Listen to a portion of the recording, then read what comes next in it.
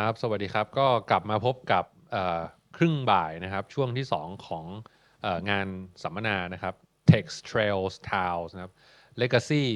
Media Film Legacy Media Film Memories and Fan Tourism นะครับมรดกสื่อความทรงจำและการตามรอยภาพยนตร์นะครับเมื่อครึ่งเช้าเนี่ยเราก็ได้ฟังการนำเสนอนะครับของผู้ร่วมเสนอไป2บทความแล้วนะครับก็เดี๋ยวตอนบ่ายนี้ก็จะมีอีก2เรื่องนะครับเรื่องที่1ก็เป็นเรื่องที่เกี่ยวกับภาพยนตร์ทั้ง2เรื่องก็เป็นเรื่องที่เกี่ยวกับภาพยนตร์เช่นเดียวกันนะครับเดี๋ยวขออนุญาตแนะนำทั้ง2ท่านนะครับก็ so in the afternoon we coming back to listen to another 2 presentations which is part of the seminars titles Text Trails Tales Legacies Media Film Memories and Fan Tourism in this afternoon we have 2 papers so the first one is titled The Historiography and the Futurity of Film Location and Fan Tourism in Thailand นะครับเดี๋ยวบทความแรกนะครับที่จะนำเสนอนะครับก็ชื่อประวัติศาสตร์นิพนธ์นะครับและอนาคตการของสถานที่ถ่ายทำภาพยนตร์และการตามรอยในประเทศไทยนะครับโดยดร.วิการดานะครับจากRILCAนะครับจะมานำเสนออันนี้ครับแล้วเดี๋ยวจะมีบทความที่2นะครับของอาจารย์ไบรอันนะครับซึ่งเดี๋ยวการพูดคุยจะหลังเนาะจากอาจารย์ไบรอันได้นำเสนอแล้วนะครับถ้างั้นเพื่อไม่ให้เป็นการเสียเวลาขออนุญาตมอบเวทีนี้ให้อาจารย์วิการดาจากRILCAนะครับเชื่อจะนำเสนอได้เลยครับขอบคุณครับขอบคุณมากค่ะอาจารย์ประสูติโอเคยินดีต้อนรับนะคะชื่อแบบว่ายาวมากแต่จริงๆแล้วคือสิ่งที่ตั้งใจอยากจะแลกเปลี่ยนวันนี้หนึ่งในนั้นก็คือโอเคมันมีแง่ของการเป็นงานวิจัยซึ่งนี่อ้างอิงมาจากงานวิจัยที่ตัวเองได้เริ่มทำแต่กลับมาประเทศไทยต้องขอบคุณแหล่งทุนนะคะสกวตอนนั้นเป็นสกวแหล่งทุนเป็นนักวิจัยรุ่นใหม่ตอนนี้ทุนนี้ไปอยู่กับวชนะคะแล้วก็ British Academy ที่ให้ทุนต่อยอดทำเรื่องมิติของปรากฏการณ์ที่เรียกว่าการตามรอยเนี่ยค่ะมันมีพลวัตยังไงเนาะโดยเฉพาะในช่วงหลังปี 2010 หลังปีคศ 2010 เป็นต้นมาซึ่งปรากฏการณ์นี้กลายเป็นที่สนใจของสื่อไทยด้วยนักท่องเที่ยวในไทยเองด้วยแต่จริงๆแล้วนิยามเนี้ยมันในภาษาอังกฤษมีหลายคำมาก film tourism film induced tourism screen tourism media tourism or pilgrimage ที่เดี๋ยวเราจะพูดถึงก็คือการแสวงบุญในเชิงวัฒนธรรมเนี่ยซึ่งไอความซับซ้อนของนิยามนี้ก็เกี่ยวกับ stakeholder ที่หลากหลายที่พยายามจะมาทำความเข้าใจ conceptualize แนวคิดนี้เพราะฉะนั้นในความเป็นวิชาการจริงแพลตฟอร์มที่พูดวันนี้ก็เลยอยากจะเผื่อว่าจะมี policy maker เนาะมาแบบว่าได้ฟังบ้างหรือว่าอาจจะแบบแชร์ไปถึงก็ได้นะคะงั้นฝากไลค์ฝากแชร์ไปให้ถึงpolicy maker หรือ local bodies ที่เกี่ยวข้องเพราะว่าการทำความเข้าใจเสียงที่หลากหลายเป็นสิ่งที่สำคัญมากๆค่ะเพราะฉะนั้นเดี๋ยววันนี้ก็เลยจะชวนคุยในภาพกว้างก่อนก็คือภาพรวมของปรากฏการณ์นี้ว่ามันถูกทำความเข้าใจแล้วก็ได้รับความสนใจจาก stakeholder หลากหลายเนี่ยยังไงบ้างแล้ว argument หลักเลยที่งานของตัวเองต้องการสื่อสารเนี่ยก็คือสมการที่สำคัญที่คุณจะขาดไม่ได้ก็คือคุณอย่าลืมว่าสิ่งที่เรียกว่าการตามรอยเนี่ยมันอยู่มาในอดีตแล้วมันก็จะอยู่ยาวไปในอนาคตผ่านแฟนค่ะเพราะฉะนั้นเราต้องใส่แฟน figure เนี่ย back into tourism ให้ได้ we have to because they are the one that make this a thing and 50 years later you know ภาพยนตร์ที่อยู่ใน background เนี่ยนะคะไม่แน่ใจใครเคยดูเป็น legacy media มากๆไอ้หนุ่มซึนตึง yeah the big boss 1971 American name is Fist of Furies right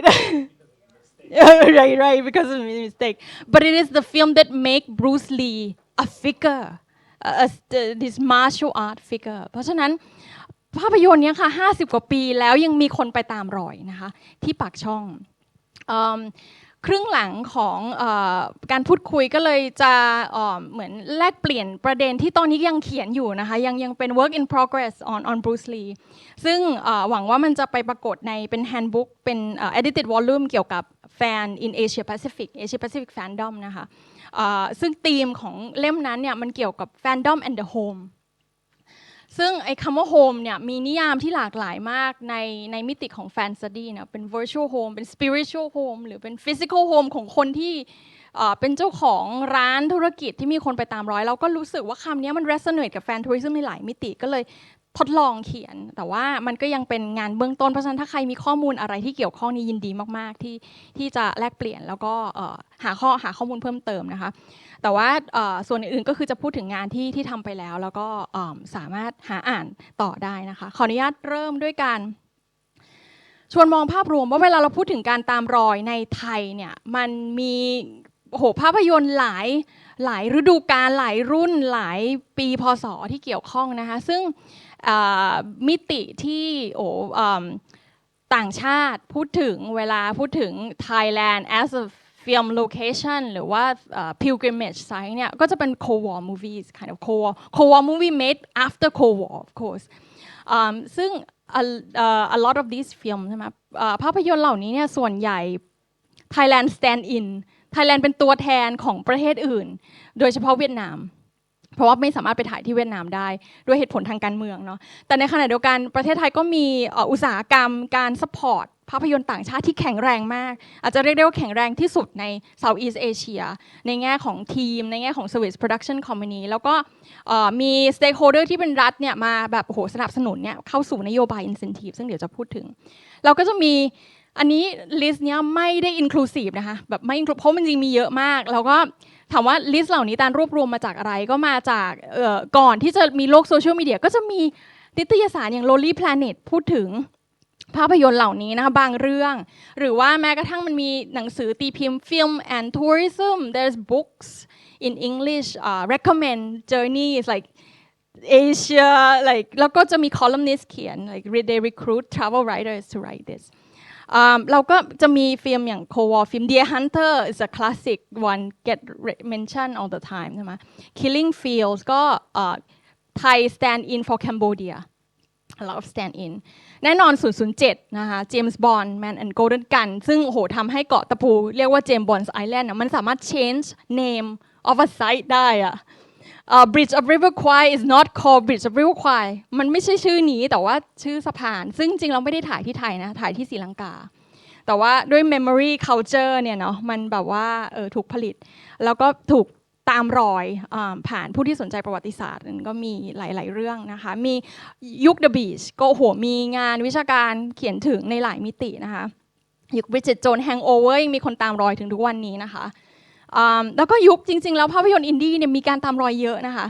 แต่ว่ามันไม่ได้ถูก commercialize it's not a commercialize it's more like a spiritual journey ของจริงๆแล้วผู้กำกับหลายคนเนี่ยเป็นแฟนทัวร์มาก่อนนะเป็นแฟนของภาพยนตร์แล้วก็ไปตามรอยแล้วก็สร้างบทสนทนาเกี่ยวกับ space location แล้วก็กลุ่มชองหนังรักเนี่ยค่ะที่หนังรักในยุคที่ชองมันพยายามจะทดลองกับความหลากหลายของความรักซึ่งมีทั้งตอนเช้าเราพูดกันไปรักแห่งสยามนะคะ Love of สยามก็เป็นแบบ one of the biggest fan tour film แน่นอนสิ่งเล็กๆที่เรียกว่ารักหรือว่า first love นะคะ Hello Stranger which Brian writes about as well แล้วก็ยุคแบบว่า Chinese Pan Asian blockbusters ก็ we have แบบ Lost in Thailand and Detective Chinatown and a series of film that come after and then of course we have an era of BL so ในภาพรวมจริงๆเราสามารถ historicize มันได้เยอะมากแต่ถามว่าเรา historicize ยังไงตัวเอง historicize ผ่านการจำของแฟนค่ะเพราะฉะนั้นเราจะไม่ได้เอาลิสต์ของหนังทุกเรื่องที่มันถูกถ่ายในไทยแต่เรื่องไหนที่ถูกผลิตซ้ำผ่าน memory ของแฟนตัวเองก็รวบรวมอยู่ในเว็บไซต์ filmfantourism.org นะคะไป visit ได้หรือว่าแบบ suggest name มาได้เป็นเว็บไซต์ของโครงการแล้วก็พยายามจะ locate พยายามจะสร้างบทสนทนามันผ่านสิ่งเหล่านี้นะคะทีนี้จะขอแบบสั้นๆว่ามันมีงานจำนวนมากที่เกี่ยวกับ Southeast Asia and Thailand เนี่ยมาจากสายอาณาบริเวณศึกษา geopolitics geopolitics สนใจอะไร geopolitics สนใจ representation เนาะสนใจคือภาพตัวแทนของไทยมักจะถูกผลิตซ้ำมีแบบว่าภาพจำในเชิงที่ไม่ได้ positive เท่าไหร่นักกันเนาะมันมีความแบบอาณานิคมแบบมีความแบบเป็นประเทศไทยก็ต้องมีแบบความโกลาหลในชีวิตเกิดขึ้นมีคดีมีอะไรอย่างเงี้ย ไวโลตัสซึ่งก็ฟิตติ้งนะคะแล้วก็มันก็มีการใช้แนวคิดอย่าง tourist gaze เนาะ state authenticity อะไรอย่างเงี้ยมามอง representation ของภาพยนตร์เหล่านี้ซึ่งก็ตัวอย่างก็มีงานหลายเรื่องนะคะที่พูดถึงสิ่งเหล่านี้ซึ่งมันก็สะท้อนให้เห็นว่าประเทศไทยถูกผลิตซ้ำยังไงหรือเซาท์อีสต์เอเชียถูกผลิตซ้ำยังไงงานภาษาไทยก็มีงานของอาจารย์อนงนาถที่พูดตั้งคำถามเหมือนกันในตอนท้ายของบทความว่าแล้ว Lost in Thailand หรือหนังเอเชียที่มาถ่ายในไทยมันผลิตซ้ำภาวะทางอำนาจที่ไทยถูก represent แบบนึงยังไงอะไรอย่างเงี้ยหรือเปล่าแต่ถามว่าตัวเองจะไปแนวนี้ไหมเราไม่ได้มาแนวนี้คือหมายความว่าจริงมันสำคัญต่อการที่เรามองว่ามี stakeholder กี่กลุ่มเนาะแต่ว่าเดี๋ยวเราจะชวนมองว่ามันไม่มีแฟนอยู่ในสมการของการมองฟิล์มโลเคชันก่อนหน้านี้นะคะงานอีกชุดหนึ่งคืองานในเชิง policy maker มองสถานที่ถ่ายทำภาพยนตร์เป็นสถานที่ที่มีโอกาสจะดึงนักท่องเที่ยวมาเที่ยวไทยได้ซึ่งการมองในเชิงนักท่องเที่ยวโดยไม่มีสมการแฟนหรือไม่มีสมการตัวบทหรือความทรงจำเลยเนี่ยมันก็จะนำไปสู่การสร้างสถานที่ท่องเที่ยวที่สุดท้ายแล้วไม่มีใครไปหรือเสี่ยงเงินไปรวมกันถึง100 ล้านนะคะแล้วสถานที่อย่าง James Bond Exhibition ไม่เคยเปิดนะคะด้วยความที่มันมีปัญหาในการจัดการระหว่างภาครัฐส่วนกลางกับหน่วยงานท้องถิ่นอะไรอย่างเงี้ยหรือที่แถวอุบลก็มี Alexander เนาะซึ่งก็มีงานวิชาการพูดถึงว่ามันไม่เป็น competitive location เพราะว่า disconnected จากตัวฟิล์มเองนะมันไม่ได้อยู่ในสถานที่ถ่ายทำแล้วมันก็ disconnect จากการทัวริซึมแบบอื่นเพราะว่าแฟนทัวริซึมมันไม่ได้ตัดขาดจากทัวริซึมแบบอื่นนะคะมันมีความสัมพันธ์กันเพราะฉะนั้นงานในเชิง destination marketing มันสนใจว่าสถานที่เหล่านี้มัน work หรือไม่ work ในแง่การเป็นสถานที่ท่องเที่ยวเป็นสับช่องหนึ่งในการท่องเที่ยวค่ะเป็นแบบแฟนทัวริซึมฟิล์มทัวริซึมคำที่ใช้มันก็เลยจะใช้คำว่า induce เหมือนกระตุ้นเราจะ market เราจะโปรโมทยังไงอะไรเงี้ยหรือโปรโมททางอ้อมผ่านการให้เงินไม่ใช่สิลดภาษีผ่านการลดภาษีกองถ่ายเป็น tax rebateก็จะมี academic work เกี่ยวกับแบบ tax rebate ออกมาแต่ทั้งนี้ทั้งนั้นทั้งหมดเนี้ยค่ะมันเรียกว่า marketing material เนาะมันไม่ได้เป็น fan generated หรือว่าไม่ได้เป็นแบบfan works ซึ่งถามว่ามันมีความสำคัญไหมมีความสำคัญถ้ารัฐมีบทสนทนาร่วมกันกับแฟนเนี่ยมันจะไปได้ไกลมากแต่ว่าที่ผ่านมาเนี่ยมันอยู่แยกกันเลยค่ะคือโปรโมทก็โปรโมทไปไอคนที่ไปตามรอยก็ไปตามรอยอีกเรื่องหนึ่งเลยอะไรอย่างเงี้ยมันไม่ได้มีความเชื่อมโยงกันในเชิงบทสนทนาเพราะฉะนั้นหนึ่งในความตั้งใจของเราตั้งแต่แรกเลยคือเราต้องใส่ put the fan back อะค่ะเราต้องใส่ตัวบทแล้วก็แฟนในสมการเวลาคิดถึงการตามรอยงานที่ตีพิมพ์ในโลกวิชาการภาษาอังกฤษก็พูดถึงเรื่องนี้มาก่อนที่โลกทางเอเชียจะสนใจการตามรอยมันก็มีมิติอันนี้จะแบบพูดสั้นๆเป็นเหมือนไอเดียว่าการตามรอยในโลกวิชาการภาษาอังกฤษเขาพูดคอนเซปต์อะไรบ้างคอนเซปต์อย่างเช่น symbolic pilgrimage นะคะหรือการแสวงบุญในเชิงตัวบทในเชิงสัญญาคือจริงๆแล้วก่อนที่เราจะไปตามรอยอะค่ะเราต้องเสพมันก่อนแล้วเราต้องอินแล้วเราต้องรักแล้วเราต้องชอบมันก่อนเพราะฉะนั้น symbolic pilgrimage เนี่ยมันนำไปสู่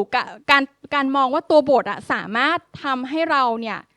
ได้ไปสู่ดินแดนแห่งจินตนาการหรือโรเจอร์ซีเอเดนใช้คำว่า promised land ที่มัน beyond การทำงานหาเงิน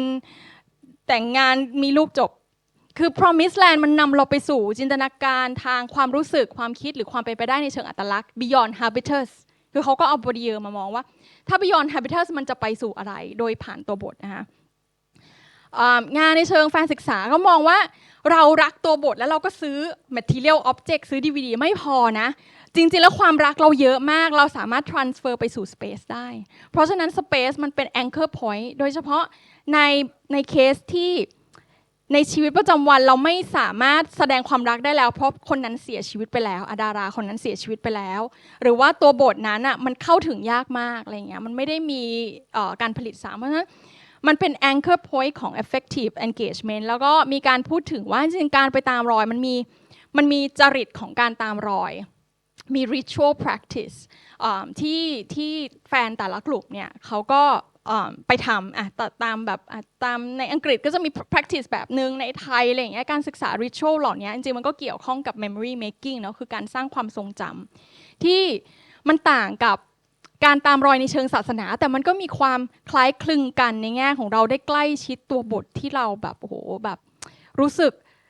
ผูกพันมากทางจิตวิญญาณอะไรประมาณนั้นก็มีงานของ Caroline J. Toy จริงๆตาลก็พูดถึงความเป็นไปได้ในการมองการตามรอย Beyond Economy ในบทความที่รวบรวมอยู่ในSpecial Issue นี้นะคะไปตามอ่านได้ Open Access นะคะ Fandom and Cinephilia Fandom and Cinephilia in Southeast Asia ซึ่งก็มี contributor ที่นั่งอยู่ ตรงนี้หลายคนนะคะซึ่งหนึ่งในนั้นก็จะมีเรื่อง Pilgrimage to Memory Hole ไปอังกอร์วัดนะคะไปหลวงพระบางเพื่อไปตามรอย In the Mood for Love แต่จริงๆแล้วก็จะพบว่าการไปตามรอย In the Mood for Love นำพาเราไปพูดถึง Khmer Rouge และอื่นๆได้ด้วยมันไม่ได้ตัวบทไม่ได้ตัดขาดจาก reality เลยทีนี้ก็จะมาสู่พาร์ทของ case study ว่าพอเรามี conceptual framework กว้างๆแล้วจริงๆมันมีมากกว่านี้แต่ว่าถ้าเราจะมองการตามรอยในไทยในเอเชียเนี่ยเราจะเริ่มยังไงบ้างตัวเองก็เริ่มจากปรากฏการณ์ที่ตอนนั้นมันเป็นแบบโอ้โหมีคนตามรอยเยอะก็คือการตามรอยหนังรักซึ่งณตอนนั้นเนี่ยหนังรักก็มีมากมายหลากหลายนะคะโอ้เยอะมากแล้วก็หนังที่เป็นหนังในเชิง bro love หรือว่าแบบหนังในเชิงอย่างเช่นรถไฟฟ้ามาหานะเธอซึ่งมันเป็นความรักที่มันท้าทายอายุอะไรอย่างเงี้ยคือช่องของโรแมนต์มันถูกตั้งคำถามเพราะฉะนั้นการเปลี่ยนแปลงของช่องเนี่ยค่ะมันนำไปสู่ออเดียนซ์กลุ่มหนึ่งที่มี capacity ในการไปตามรอยได้ด้วยก็คือมีกำลังในการเดินทางการโตของดิจิทัลมีเดียเนี่ยมันเป็นปัจจัยที่ก่อให้การตามรอยเนี่ยเกิดขึ้นในภาพใหญ่ไม่ได้แบบเป็น individual แล้วมันเป็นกลุ่มแล้วก็เราเห็นได้ชัดผ่านการเล่าเรื่องบทสนทนาการไปตามรอยนะคะจริงๆเราเริ่มต้นมาจากการอ่านตัวช่องก่อนว่าช่องเนี่ยทำให้เกิดการตามรอยได้อย่างไรแล้วก็ช่องนี้มันออกมาอยู่ในภาวะทางสังคมในช่วงไหนแล้วหลังจากนั้นเราก็ไปดูว่าแล้วช่องเหล่านี้มันถูกยกขึ้นมา perform หรือกล่าวถึงโดยแฟนกี่กลุ่มยังไงบ้างโดยเราตั้งต้นจากการดู paratext ค่ะจากที่ไปดู text และช่องแล้วก็ไปดูที่ paratext มีเยอะมากนะคะเกี่ยวกับหนังรักเหล่านี้ต้องมิวเนี่ยก็มี reenact โดยแฟนต่างชาติเยอะมากค่ะแฟนต่างชาติที่เป็นศิลปินแล้วไป reenact ที่เทศกาล Fringe Festival อย่างเงี้ยคือไม่ได้ธรรมดานะคะ reenact ในเทศกาลอะไรอย่างเงี้ยหรือ reenact รถไฟฟ้ามาหานะเธอซึ่งเป็นส่วนหนึ่งของ global fandom คือแฟนคนนี้ค่ะเขามี channel เป็นของตัวเองในการ reenact แล้วเขาก็ถูกจ้างโดย BBC อะไรอย่างเงี้ยให้ reenact คือแล้วเขามา reenact ของไทยมันเป็นความน่าสนใจมากแล้วหนึ่งในประเด็นที่เรามองก็คือ reenactment หรือการแสดงจำลองฉากเนี่ยมันทำงานยังไงกับแฟนคือทำงานในแง่ที่ว่าแฟนสามารถตีต่างว่าตัวเองเป็นตัวละครหรือว่าก้าวข้ามไปสู่แลนด์สเคปที่ในชีวิตประจำวันมันไปเราจะเป็นคนที่ตกหลุมรักหนุ่มหล่อสุดอยู่แบบว่าเป็นดารากึ่งอะไรเงี้ยได้ยังไงแล้วการ reenact เนี่ยมัน transform space ด้วยคือ public space ทั้งหลายเมื่อเราไป reenact การใช้พื้นที่นั้นเพียงชั่วคราวทำให้พื้นที่นั้นกลายเป็น play space เนาะเราก็ใช้แนวคิดเรื่อง play space มามองตั้งแต่งานเรื่องแบบการเล่นของเด็กที่ทำให้พื้นที่ธรรมดากลายเป็นสนามแห่งจินตนาการได้ซึ่งมันก็เป็นแนวคิดที่สอดคล้องกันนะคะซึ่งงานในสายแฟนศึกษาก็พูดเหมือนกันในแง่ของว่าแฟนเนี่ยเล่นกับ narrative ทำให้ความหมายของพื้นที่นั้นไม่ใช่ความหมายเดิมที่มีอยู่เพราะฉะนั้นพื้นที่นั้นมันจะมีความหมายอื่นทับซ้อนอยู่เสมออย่างพื้นที่ที่ถูกคนไปตามรอยเยอะๆคนก็จะไม่ได้มองว่ามันมีนิยามสยามสแควร์เนี่ยมันไม่ได้เป็นพื้นที่ที่มีนิยามเดียวมันถูกตั้งนิยามใหม่ผ่านการเพอร์ฟอร์มของคนหลายกลุ่มนะคะกิจกรรมอีกอย่างหนึ่งของกลุ่มแฟนก็คือการปักหมุดการทำแผนที่การเขียน itinerary เหล่านี้เนี่ยเป็น narrative cartography เป็น affective cartography มากๆคือทำให้เมืองเนี่ยมันถูกจินตนาการใหม่เพราะฉะนั้นพื้นที่แห่งvirtual space นะ ordinary world เนี่ยมันอยู่ใกล้มากกับ media world ใกล้ถึงขนาดคนเลือกที่จะไปเรียนที่มช.หลังจากดูเพื่อนสนิทแบบเยอะมากด้วยหรือไปเรียนที่มหิดลเพราะว่าseason change คือเพราะฉะนั้นคุณจะบอกไม่ได้ว่ามันเป็นโลกแห่งความไร้สาระมัน change life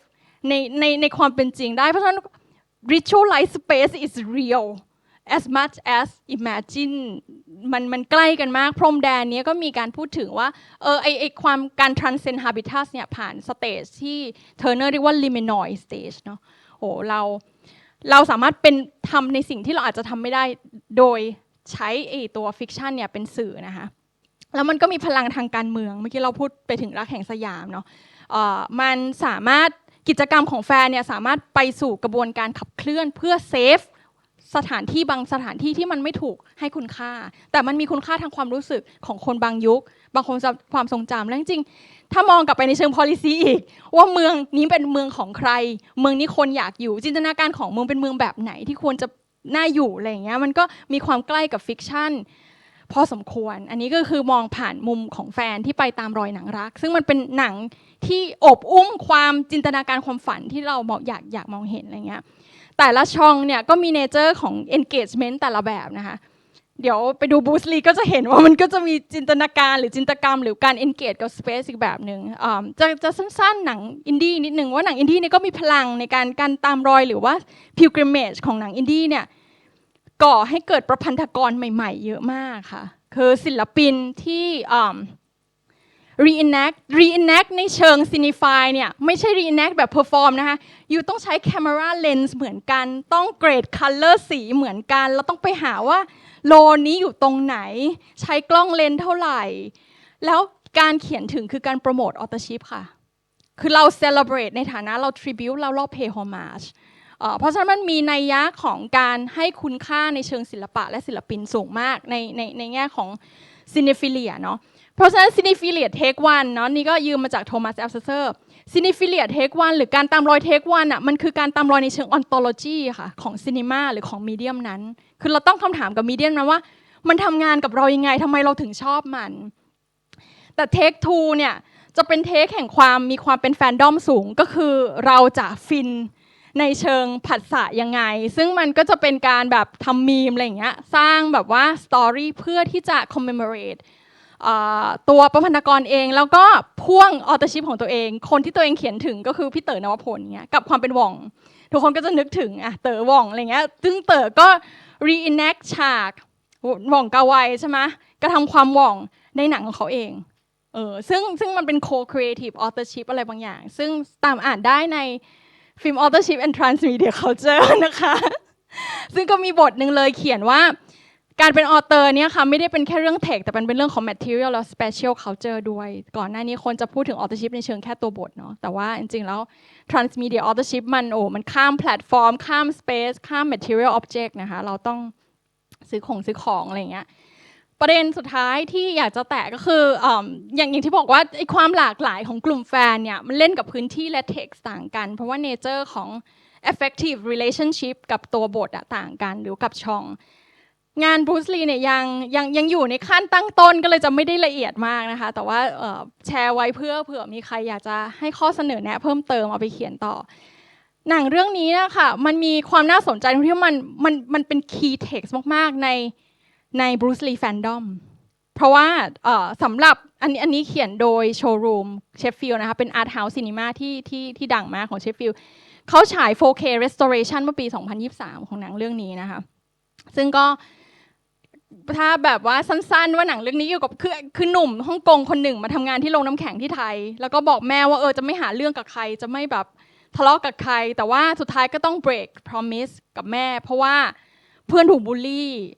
แล้วโอ้โหเจ้านายก็ขายยาอะไรอย่างเงี้ยคือมันไม่ได้จริงๆอะไรอย่างเงี้ยแล้วทั้งเรื่อง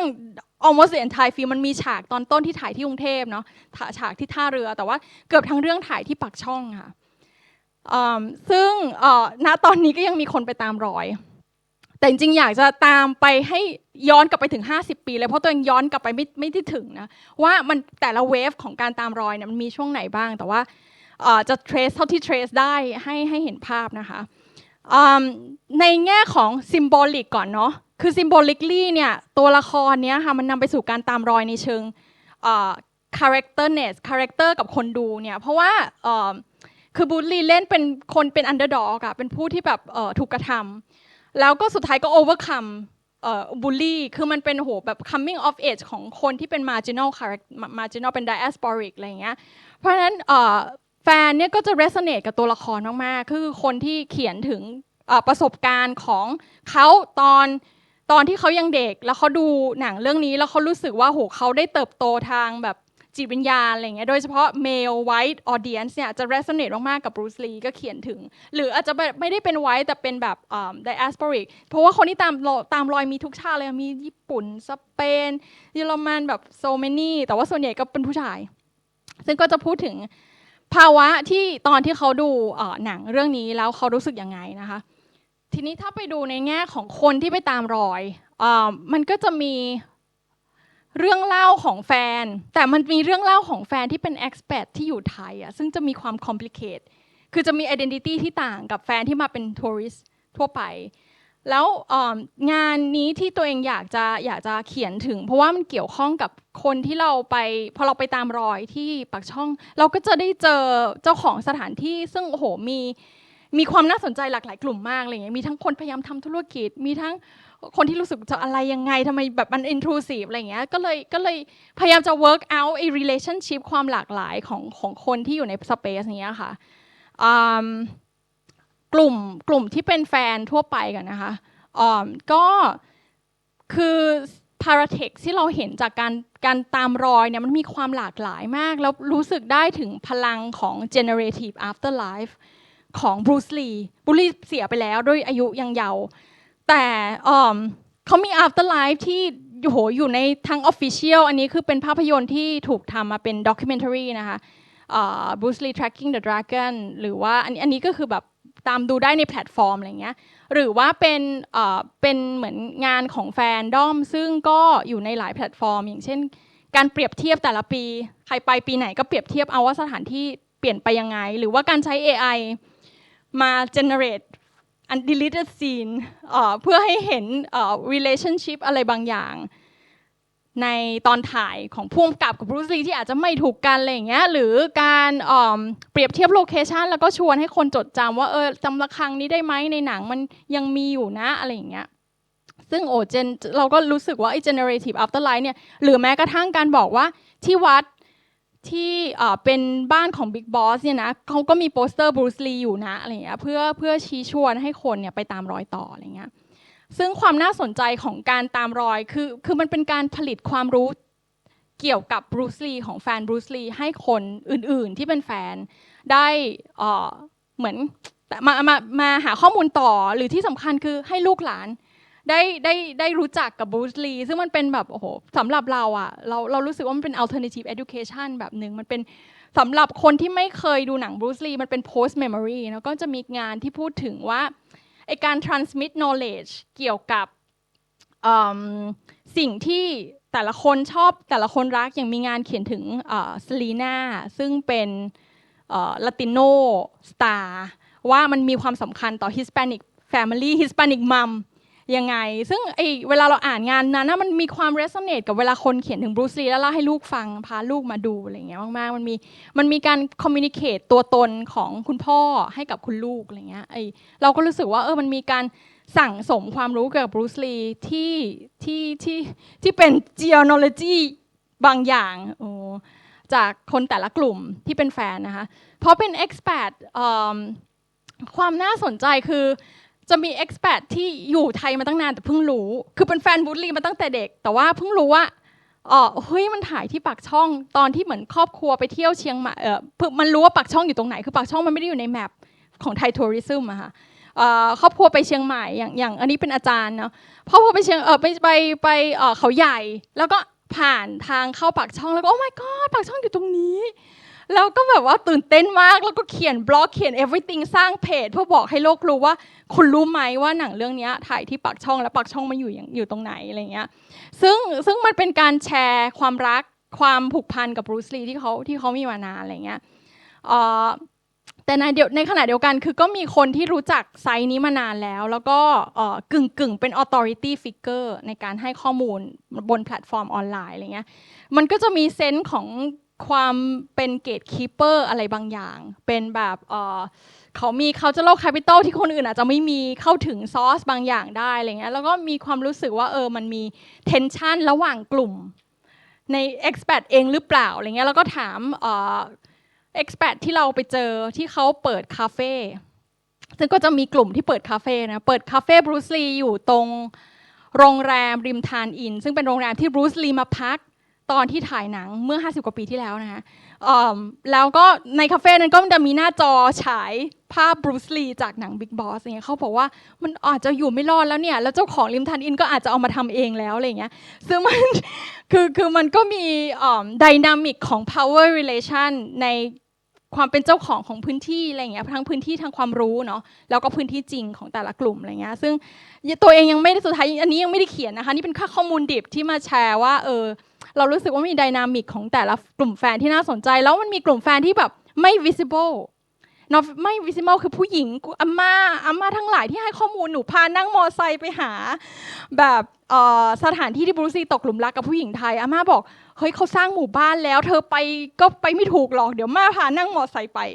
แล้วม่าก็เป็นเจ้าของโรงแรมนิววันชัยซึ่งขายตึกคือตึกแต่ก่อนแกเป็นเจ้าของตึกเยอะมากเป็นโรงแรมนิววันชัยเนี่ยตั้งแต่บูธลีมาถ่ายแต่ว่าม่าดูไม่ไหวม่าก็ขายไปแล้วตึกที่ขายเป็นตึกที่บูธลีพักปรากฏว่าก็เป็นเจ้าของใหม่ทำแล้วแต่ว่าคนที่มีความรู้จริงๆคือม่าคนนี้ค่ะก็แบบว่าเป็น women host ทั้งหลายเนี่ย invisible มากๆในโลกของ Bruce Lee Men ซึ่งมันก็มีเนี่ยความน่าสนใจเวลาใกล้หมดแล้วก็จะแบบรวบด้วยกันมันมีกลุ่ม local ที่เรารู้สึกว่าในบทสนทนาเรื่อง fan tourism เนี่ยมักจะไม่ได้ถูก include ในบทสนทนาเวลาพูดถึงมันก็โอเคเมื่อกี้เราพูดถึงแฟนนะแต่จะมันมีมิติความสัมพันธ์กับแฟนเองที่ไปตามรอยแล้วก็มีป้าลงน้ำแข็งเนี่ยป้ามาแต่งงานนะกับเจ้าของโรงน้ำแข็งแต่ว่าเจ้าของคุณลุงเจ้าของโรงน้ำแข็งเนี่ยคุณลุงวงสุรวัตรจำชื่อไม่ได้ก็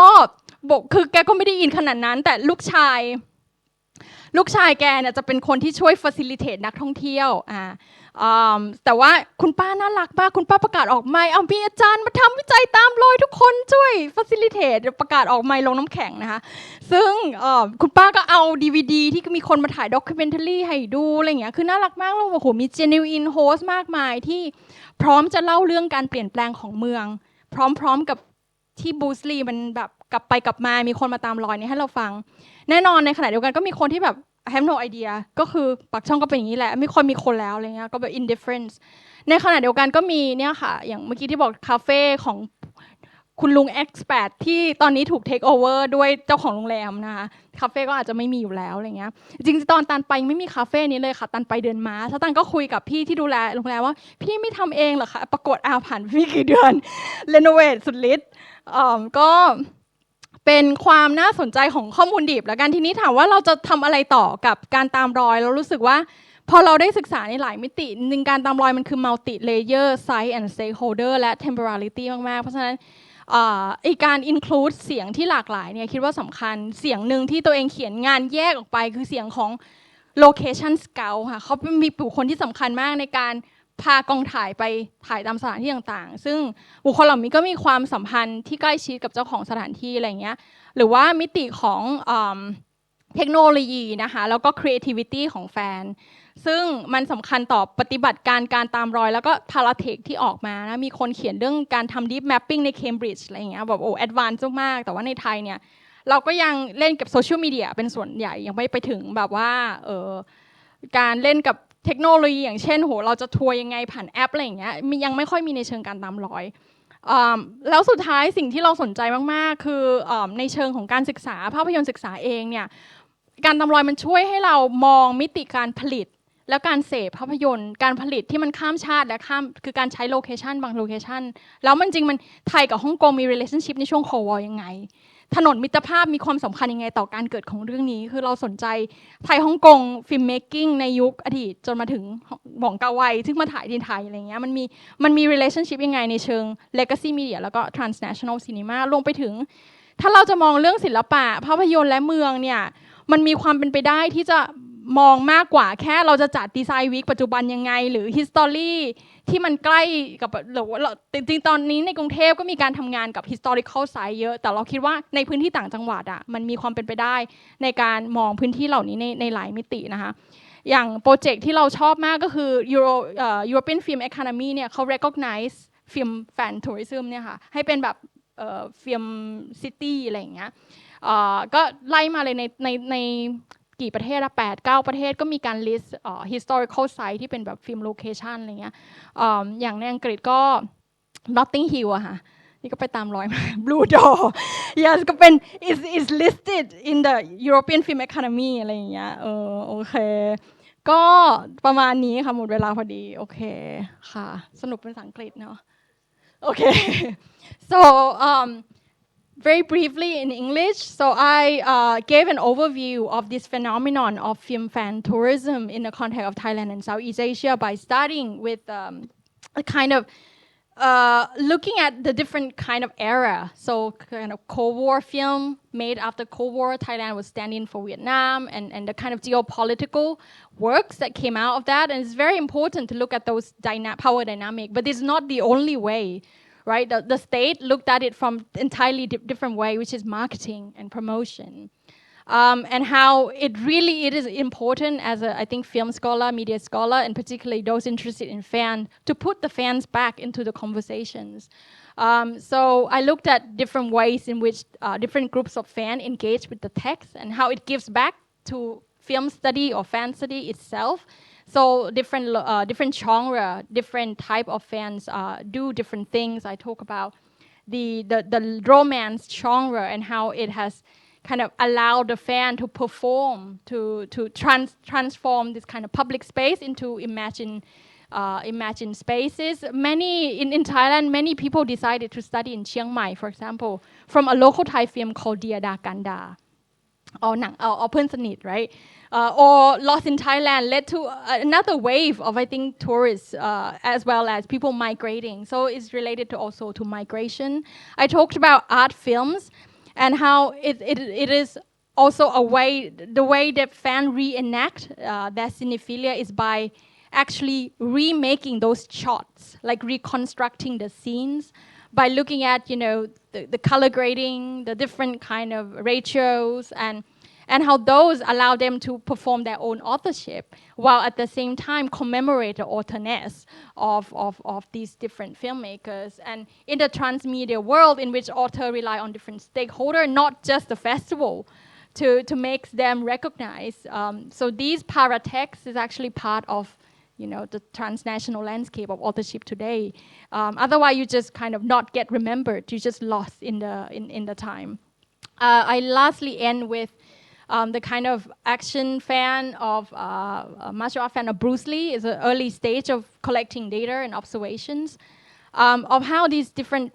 people conceptualize Pak Chong, which is people don't go there anymore. Like it's not a tourist city, but it's on the way to Khao Yai, right?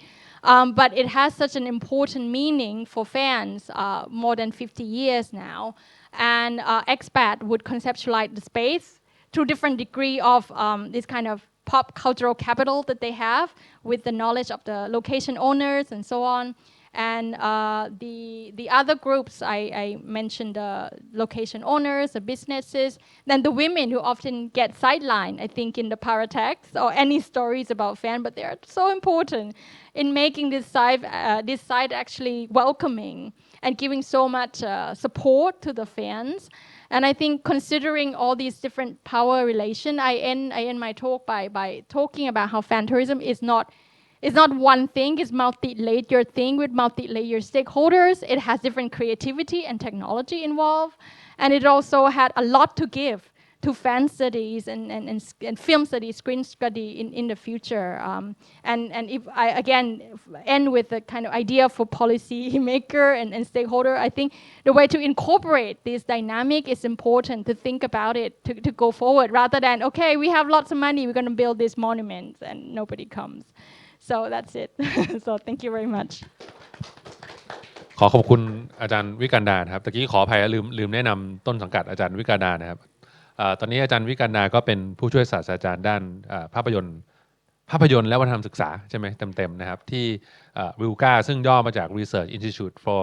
Languages and Culture of Asia ที่มหิดลนะครับก็อาจารย์ก็ทำเรื่องแฟนทัวริซึมมานานนะครับแล้วก็ที่อาจารย์ได้เสนอด้วยว่ามีหนังสือที่เป็นเล่มสำคัญที่พิมพ์ออกไปไม่ หลายปีมาแล้ว 2 ปีนะครับเวลาผ่านไปเร็วเหลือเกินนะครับก็ขออนุญาตไปที่ผู้นำเสนอท่านต่อไปนะครับเดี๋ยวหลังจากที่เสร็จแล้วขั้นที่2เนี่ยจะได้มีโอกาสได้คุยกันนะครับ so I'd like to move on to the next presenter which is the last presenter of today so the next one is the presentation title nice to not or parenthesis not know you the residue impact of legacy media and cinema on Thailand's inbound outbound inter-Asian package tourism by Dr. Brian Bernard. Just introduce quickly Brian to everyone. So right now, Brian is Associate Professor of East Asian Languages and Culture and Comparative Literature at the University of Southern California. He's also the author of the book titles Writing the South Seas, Imagining the Nanyang in Chinese and Southeast Asian Post-Colonial Literature. Also the co-editor of the Sinophone Studies, Critical Readers, published by Columbia University Press.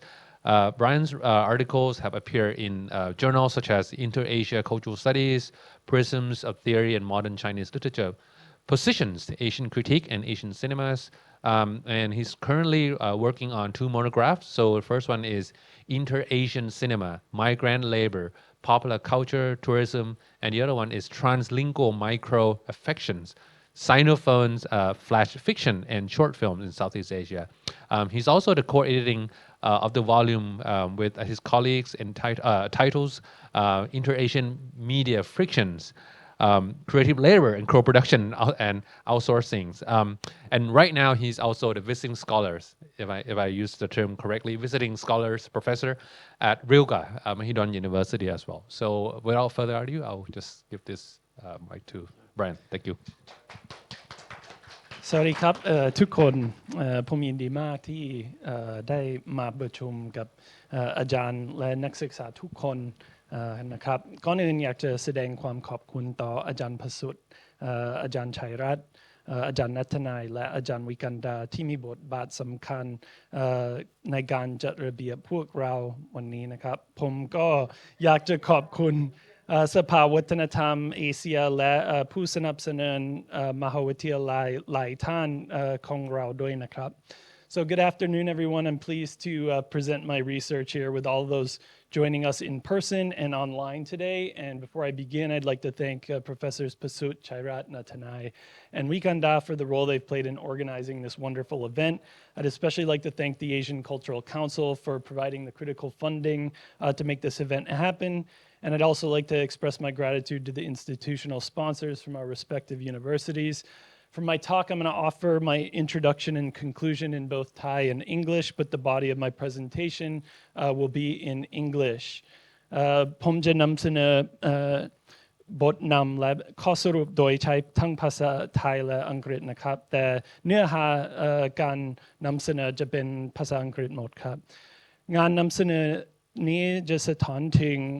งานวิจัยของหนังสือที่ผมใกล้จะเขียนเสร็จแล้วที่เรียกว่า Inter-Asian Cinema, Migrant Labor, Popular Culture, Tourism เพื่อให้การนำเสนอนี้สอดคล้องกับหัวข้อสัมมนาของเรามรดกสื่อความทรงจำและการตามรอยภาพยนตร์ผมจึงคิดว่า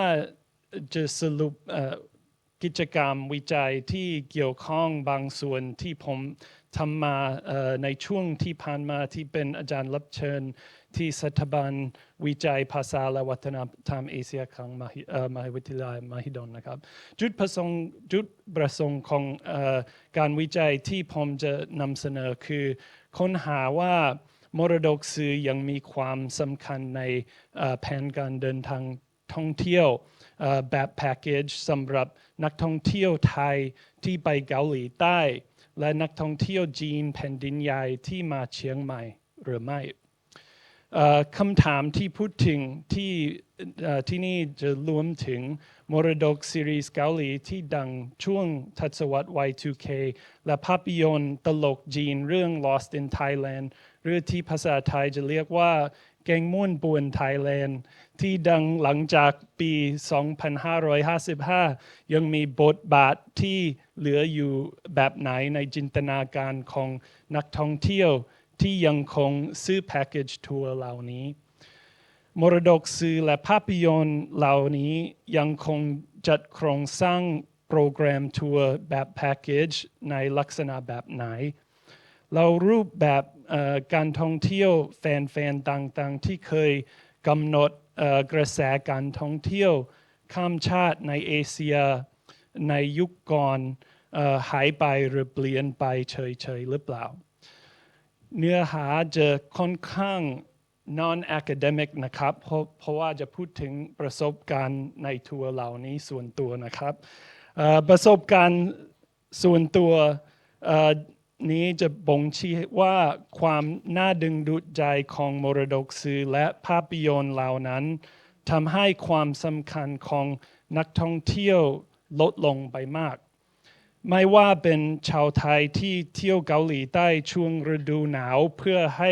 สัมผัสหิมะหรือชาวจีนแผ่นดินใหญ่ที่แสวงหาซาฟารีในเขตร้อนที่เชียงใหม่ก็ตามในทั้งสองกรณีมรดกสื่อและภาพยนตร์ยังคงเป็นเลนส์สำคัญในการแนะนำเสน่ห์และความน่าดึงดูดของวัฒนธรรมท้องถิ่นยิ่งไปกว่านั้นผลกระทบของมรดกสื่อ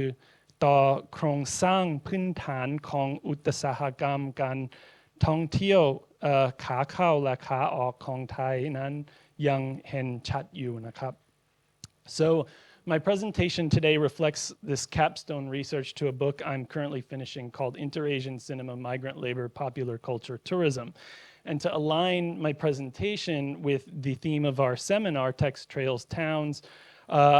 Legacy Media, Film Memories, and Fan Tourism, I'll share some of the relevant research activities I've been involved here in Thailand over the past few months as a recipient of an Asian Cultural Council Fellowship. So one of the goals I hope to accomplish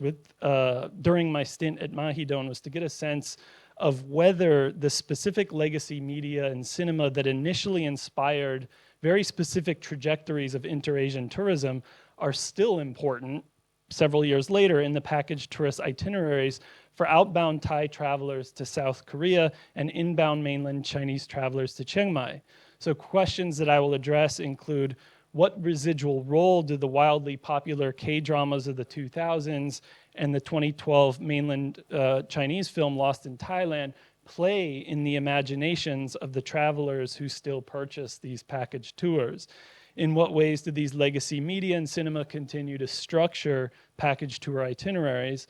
And if the various modes of fan tourism that define the inter-Asian tourism waves of the earlier era disappeared or simply changed? So this presentation is going to be somewhat non-academic because it really just reflects, it's kind of like a reflection on my own experience on these tours. My own experiences suggest that the appeal of the original media reference has actually largely faded from the priorities of the tourists, whether they're snow-seeking wintertime Thai travelers to South Korea or tropical safari-seeking mainland Chinese tourists to Chiang Mai. Yet, in both cases, the legacy media and cinema still provide a key lens through which the charm and appeal of the local culture is introduced on the tours. Moreover, the impact of the legacy media on the infrastructure of Thailand's inbound and outbound tourism is still clearly visible. Part one of my talk describes a Thai language package tour of South Korea I recently participated in, and this tour provided an experience of what I'm going to call Siamophone Korea. Siamophone refers to the Thai translation and narration through which the tour participants experience Korea. Siamophone also describes the local economy created by the hiring of Thai migrant laborers to target Thai tourist consumers. If you're interested, I'm willing to say more about this term, this kind of maybe somewhat bizarre, unfamiliar term during the Q&A. For background on this tour experience, it's important to revisit the impact of the first K-wave in the early 2000s on inter-Asian tourism. The most cited case of K-drama-inspired tourism is the impact of 2002's Winter Sonata and its lead celebrity Bae Yong-jun on Japan. By 2004, the drama had boosted Japanese tourism to South Korea by 35%. Winter Sonata tours featured visits to shooting locations including Chuncheon, the Yongpyong ski resort, and Nami Island. Throughout much of Southeast Asia, including Thailand, 2003's Dajanggum, or Jewel in the Palace, was the primary initiator of the K-wave. The number of Southeast Asians visiting South Korea increased dramatically between 2005 and 2010. Regionalized market liberalization and the emergence of budget airlines based in Southeast Asia and Korea made regional travel more accessible to the Southeast Asian middle classes at this time. Thailand experienced one of the greatest rates of increase among the tourism sending countries, but it kind of plateaued in the mid-2010s, partially due to more stringent immigration requirements. An early indicator of growing Thai interest in travel to South Korea following the initial K-wave was the 2006 best-selling novel Two Shadows in Korea, or Song Ngao Nai Gaoli, by the Thai travel magazine editor Songkalot Bangyi-khan. The novel cites few K-dramas, but it references Dajanggum in at least 10 chapters, and these references really become invitations to the protagonist to inquire more about Korean culture and history and to ask questions of their Korean hosts. In one chapter, the narrator and his female companion are lured to the shooting locations for Dajanggum. The narrator comments, "As soon as we saw signs for Dajanggum, a couple of Thai tourists like us had the uncanny feeling that we were part of an exclusive club. At first glance, it was as if we recognized each other from a past life." And this is more of my loose translation than a literal one. The Thai director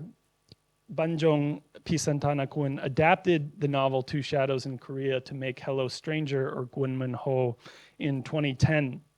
And he radically altered the narrative after he took a scouting tour of South Korea. He decided that it would be better to kind of comedically parody obsessive Thai K-wave fandom, or Gasa Gaoli, in the form of a romantic comedy. So he made it more comedic.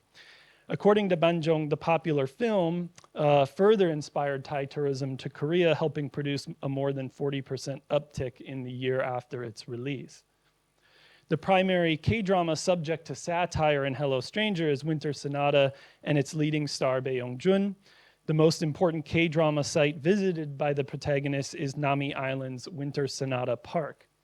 At such sites, the protagonists playfully role-play K-drama content in Thai translation.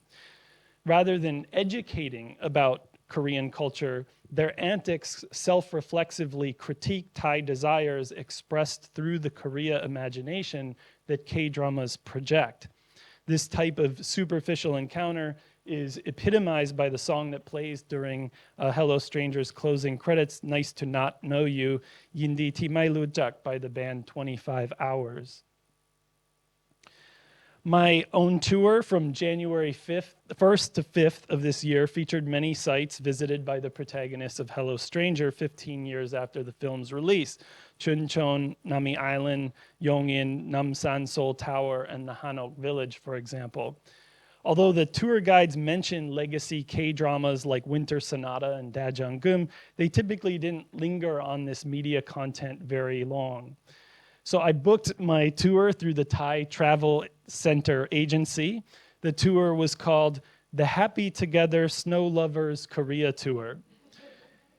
Everyone gathered on New Year's Day at Suvarnabhumi Airport, where we met our first tour guide who would make the entire round trip with us. Okay, so the photographs I'm sharing here may seem somewhat self-indulgent, because especially they include shots of me in the mix. I'm not really trying to be a narcissist here. I just actually don't think it's right to share photos of other tourists who didn't grant permission for their photos to be repurposed in this way. Although you will see some ones that are kind of from afar where you can't really see their faces very well. But I want to thank my partner, Queen Lalita, who joined me for the tour using her own funds and helped make my presence as a researcher on the tour not quite so disruptive to the others. Lalita graciously allowed me to use these staged couple photos. I also think it's necessary to underscore the importance of staged photographs on tours like this. There was a local Korean business liaison and photographer who was enlisted to accompany our package tour. He provided staged photographs at key sites and then sold them to us at the end of the tour. He just happened to be the husband of the second Thai tour guide who lives in Korea. She joined us after our arrival at Incheon Airport and speaks more Korean than our primary guide who had joined us at Suvarnabhumi. So this is probably my favorite photo from the tour. The Korean photographer staged it at Nami Island. He instructed us to look at each other for the photos, just like the statues of the Winter Sonata stars Bae Yong-jun and Choi Ji-woo do. I pair this with my own photo of Vietnamese tourists posing with the large photo of Bae and Choi. When we boarded the ferry for Nami Island, most of our fellow passengers were Southeast Asian tourists. Nearly everyone there was on package tours with guides who appeared to share their nationality and spoke their native languages. So throughout the entire trip, I always felt the proximity of other Southeast Asian package tours in our midst. And this really was a key ingredient of this Siamophone experience of Korea. Other staged photographed locations included the top of the Elysian ski resort in the Gangcheon recreation area, as you can see here. Namsan Seoul Tower with the famous heart locks, the love locks, with some messages written in Thai that I found there as well. Kimbap making lessons at a seaweed manufacturer. Oops. And the Hanok Village and Gyeongbokgung Palace. So the tour guides always hope to satisfy their Thai clients' intense desire to see snow fall from the sky, often for the first time in their lives. And it's really the luck of timing, since obviously they can't control the weather. So everyone was elated when we awoke on our final morning to a robust snowfall. The bus rides between the sites became these occasions for translated narratives and cultural comparisons offered by the Thai guides. These comparisons related to the pronunciation of tapsap, or English transliterations, like Everland, where V's become wawans in Thai, but become B's in Korean. So talking about the differences in tapsap. They also frequently mentioned the weather. The guide noted that whereas Thais are often thrilled to see snowfall, many Koreans are stressed out by the sight, feeling that snow makes their daily routines more difficult. This reminded me of a cultural reflection in Song Kol-lot's Two Shadows in Korea novel. When the narrator first arrives in Seoul amidst sub-zero wintry temperatures, he describes how Thai idioms about home, hospitality, and happiness were traditionally associated with how homes provide cool shade, or romyen, from the hot sun, not warmth or op-un from the cold. So the narrator goes on to suggest that warmth, or the kwam op-un, was a concept that Thais, quote, translated from the mouths of those from cold lands. He could only appreciate the relationship between the concepts of warmth and home after he traveled to Seoul. Korean cosmetics are an integral component of the K-Wave, so it wasn't surprising that a wholesale cosmetics manufacturer was a key stop on our tour. There, the Thai-speaking salesperson compared the benefits of that Korean cosmetics offered their Korean versus Thai consumers specifically. So I'm not endorsing these opinions. I'm sharing how they're pitching these products to Thai tourists. So the products treat skin conditions attributed to Koreans' frequent consumption of fatty barbecue meats, alcohol, and cigarettes. Yet, they could also treat skin conditions arising from the consumption of Thai sweets and year-round exposure to a humid climate. These types of cultural comparisons, whether accurate or not, were frequent and were tailored to narrate specific experiences and products. Prior to the trip, all the tourists in our group received this PDF instruction manual. It recommended clothing to bring for the trip and coached us on how to smoothly pass the immigration process. The supporting documents required for Thai tourists are quite stringent. They need to bring a letter from an employer vouching for their current employment and evidence of sufficient income. It's recommended that they wear clothes with light colors like white and cream, considered to least offend the Korean immigration officers. After we passed immigration and gathered on our tour bus, our tour guide recounted the recent history of Thai tourists feeling targeted by Korean immigration officers. He assured us that it wasn't personal, but was related to the phenomenon known as Pinoy, or the little ghosts, literal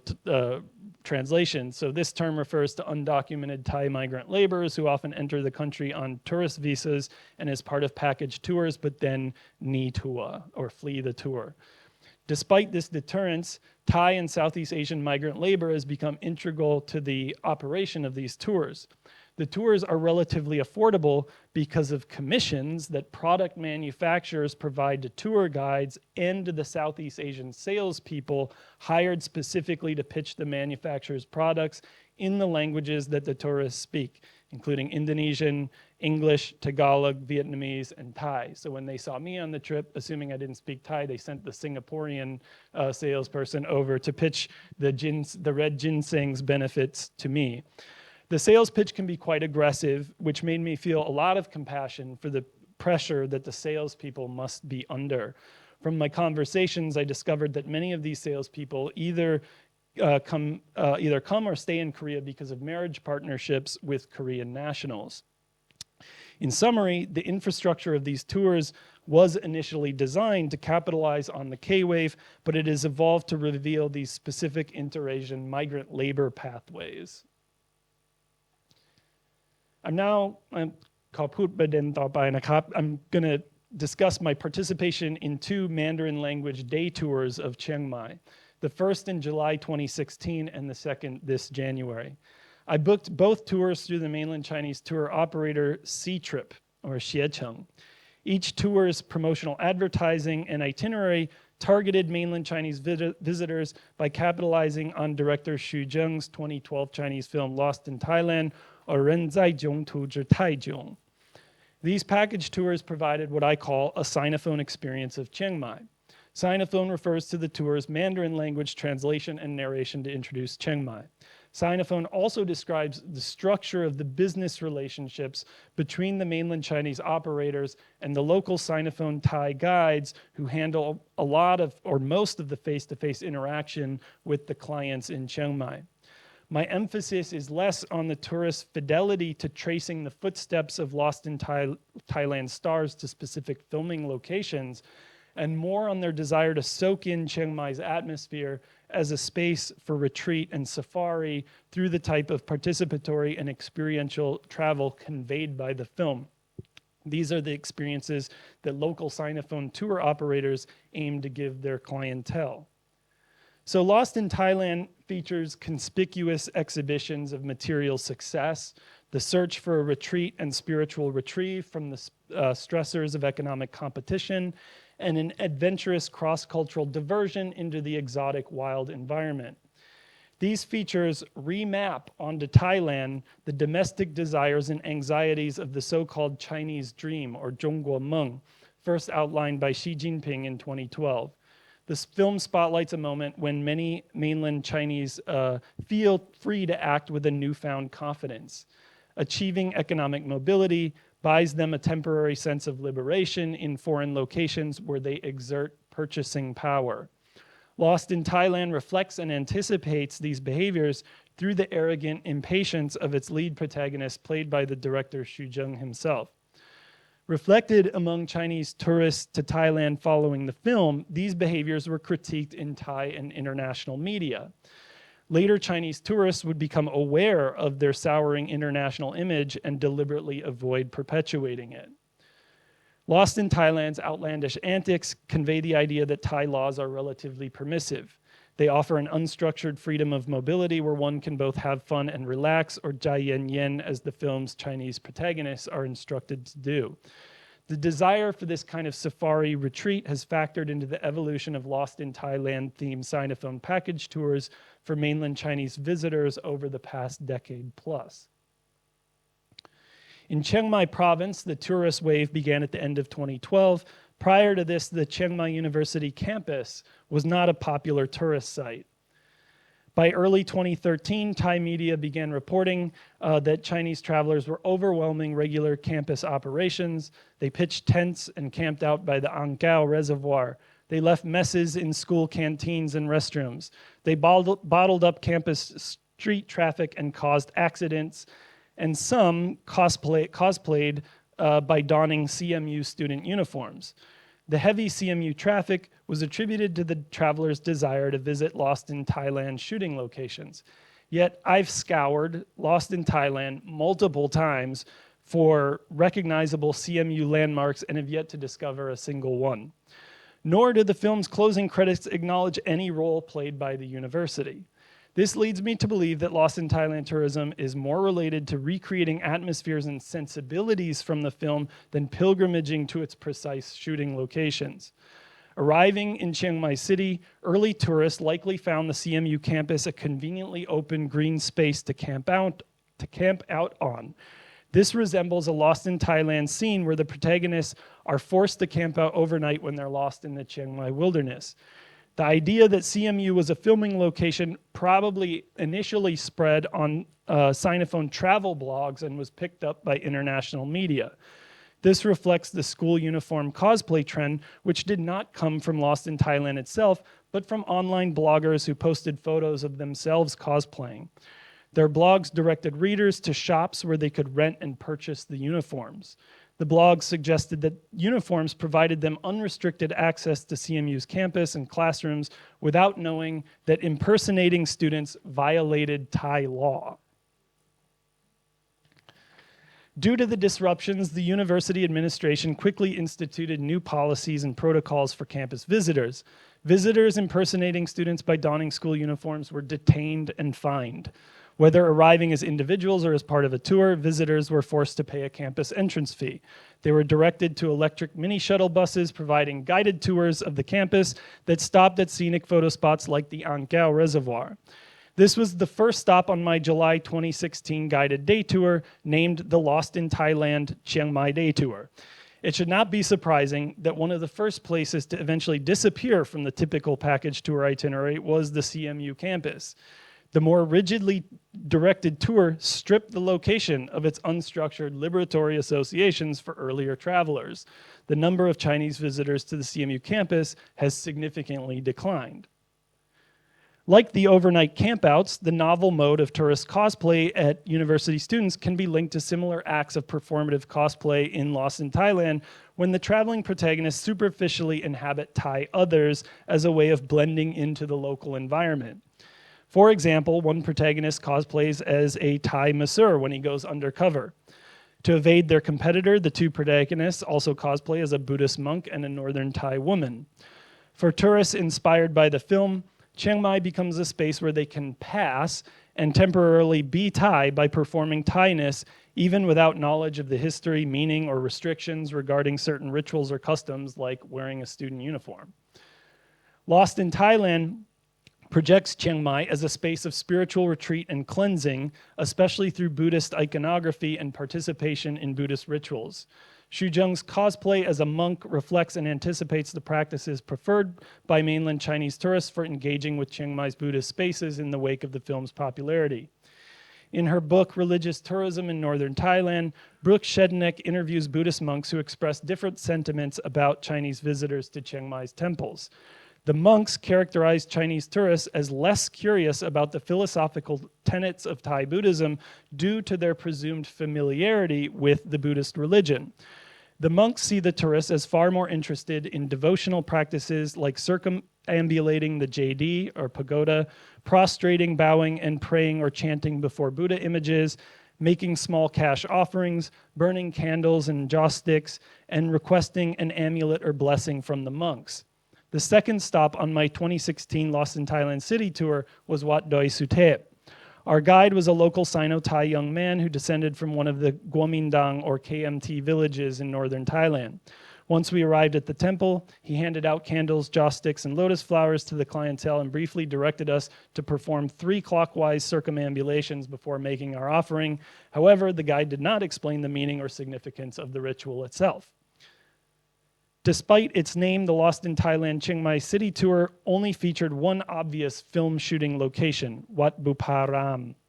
Prior to the film, this temple was not a popular tourist destination. Rather, it was a monastic site for studying the Pali language. The temple possesses culturally eclectic iconography, including a Lana-style boat or ordination hall, a Burmese-style JD, and a garden featuring figures such as Donald Duck, statues of giraffes and zebras, and real roosters. This eclecticism made the temple an ideal staging for Lost in Thailand's wacky antics. After the film transformed Wat Buparam into a popular tourist destination, the temple became a flashpoint for negative media reporting on Chinese tourist behavior seen as disrespectful of the sacred site. The tourists in my 2016 Sea Trip group were acutely aware of these negative images. At one point during our visit to the Wat Doi Suthep temple, the tourists in the group overheard a monk reprimand a nearby tourist that didn't belong to our group for striking a bell meant only to be struck by the monks on the hour. My fellow tourists expressed relief to discover that the culprit was Vietnamese and not Chinese. Lost in Thailand's film credits give little information about where the film was shot, but the film does acknowledge the role of a local tour company called Flight of the Gibbon. This company helped facilitate the wilder safari-style adventures of the film's characters. Here's an advertisement for the Flight of the Gibbon excursion tour from the July 2017 issue of the local Sinophone tourist magazine, Han Chiang Mai Zhongwen Luyou Zhi. The ad shows the 3 Lost in Thailand protagonists making their signature expressions of jiong, or shock, distress, and helplessness. Flight of the Gibbon refers to a treetop zip line adventure. Participants in the tour may not see any gibbons on their zip line flight, but they can perform the gravity-defying antics of gibbons by flying across the treetops in the jungle. The ad promises visits to Lost in Thailand shooting locations, or Pai She Di.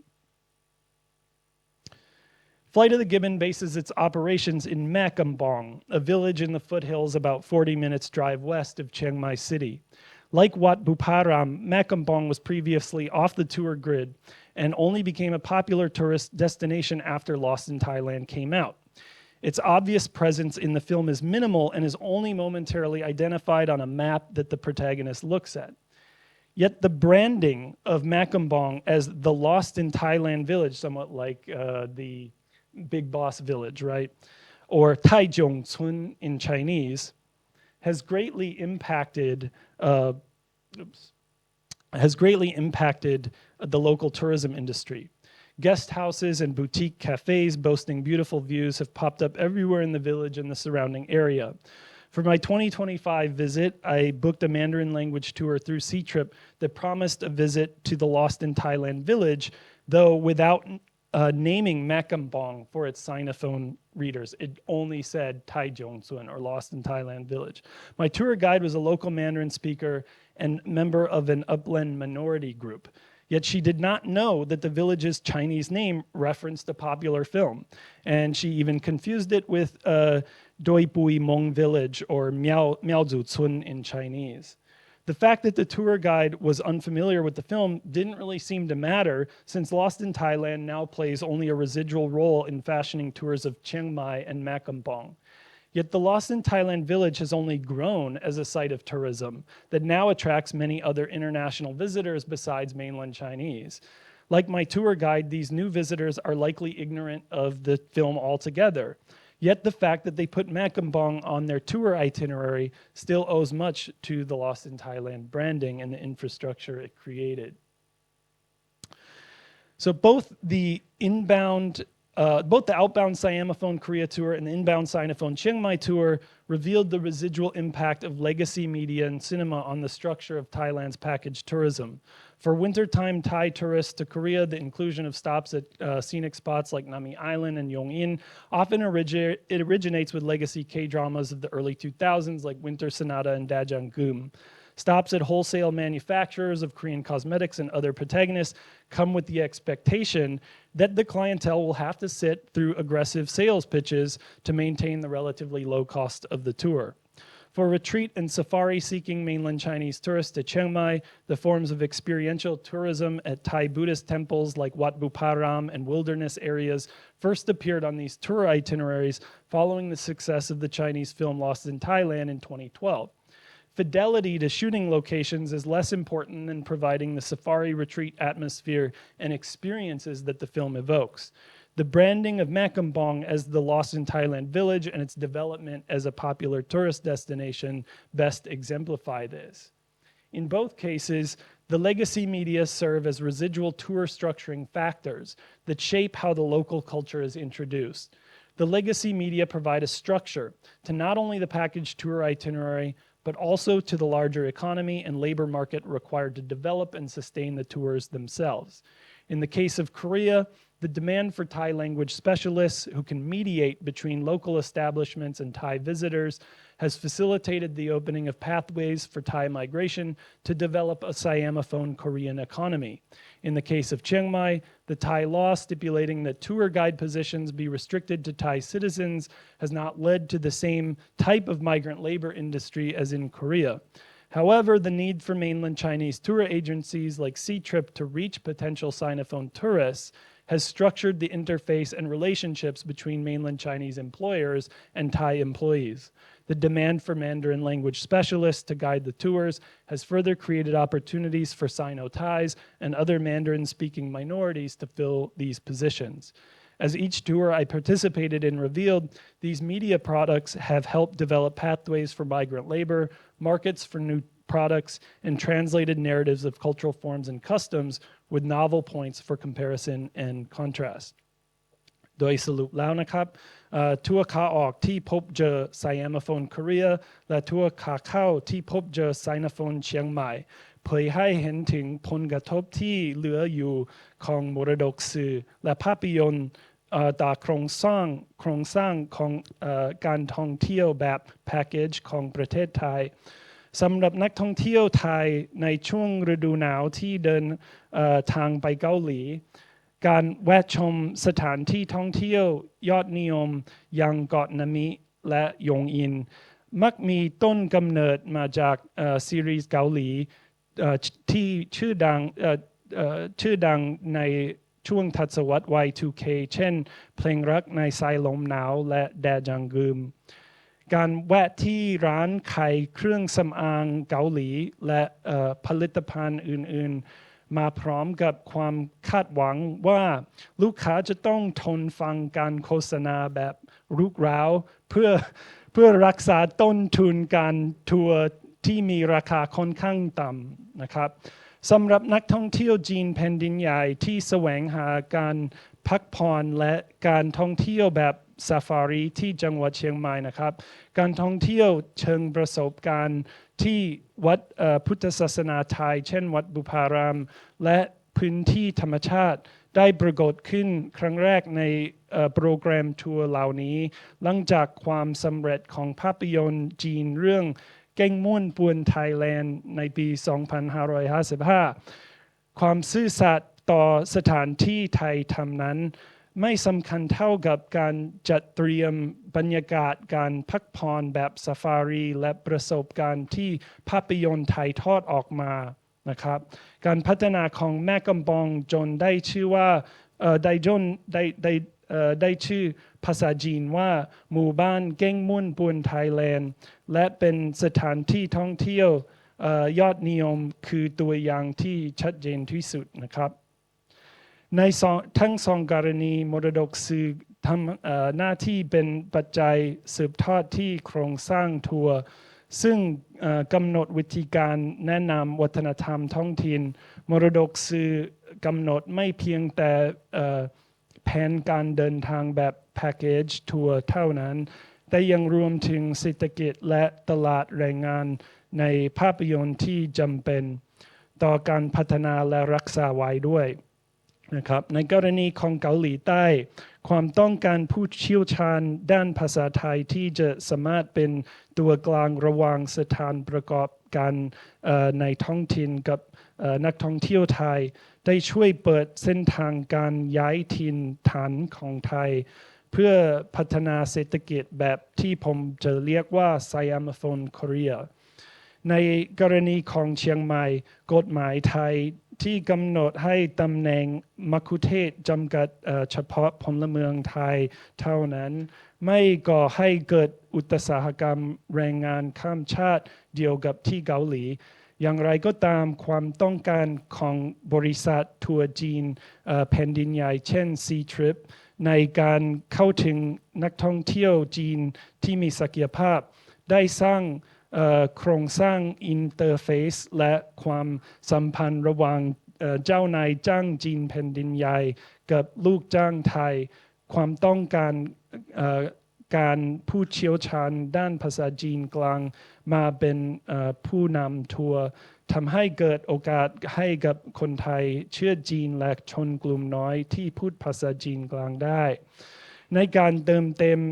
ตำแหน่งเหล่านี้นะครับจากแพ็กเกจทัวร์แต่ละครั้งที่ผมเข้าร่วมพบว่ามรดกสื่อเหล่านี้ช่วยพัฒนาเส้นทางสำหรับแรงงานข้ามชาติตลาดสำหรับผลิตภัณฑ์ใหม่และเรื่องเล่าที่แปลมาจากรูปแบบและประเพณีทางวัฒนธรรมที่มีจุดใหม่ในการเปรียบเทียบและความแตกต่างครับการนำเสนอจบกันแค่นี้นะครับขอบคุณมากนะครับ Thank you Brian ขอบคุณมากๆครับ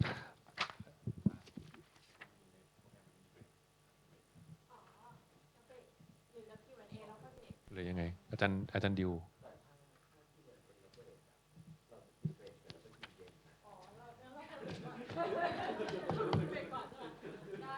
โอเคงั้นในภาคบ่าย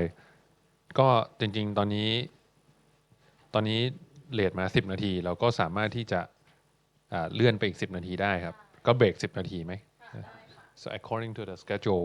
we should have a coffee break otherwise no one will drink the coffee and eat the bakery and pastry let's take a 10-minute breaks and then we'll come back here at about 2:40 เดี๋ยวเราจะเบรกนะครับแล้วกลับมาที่นี่ประมาณ2:40นะครับเพื่อที่จะให้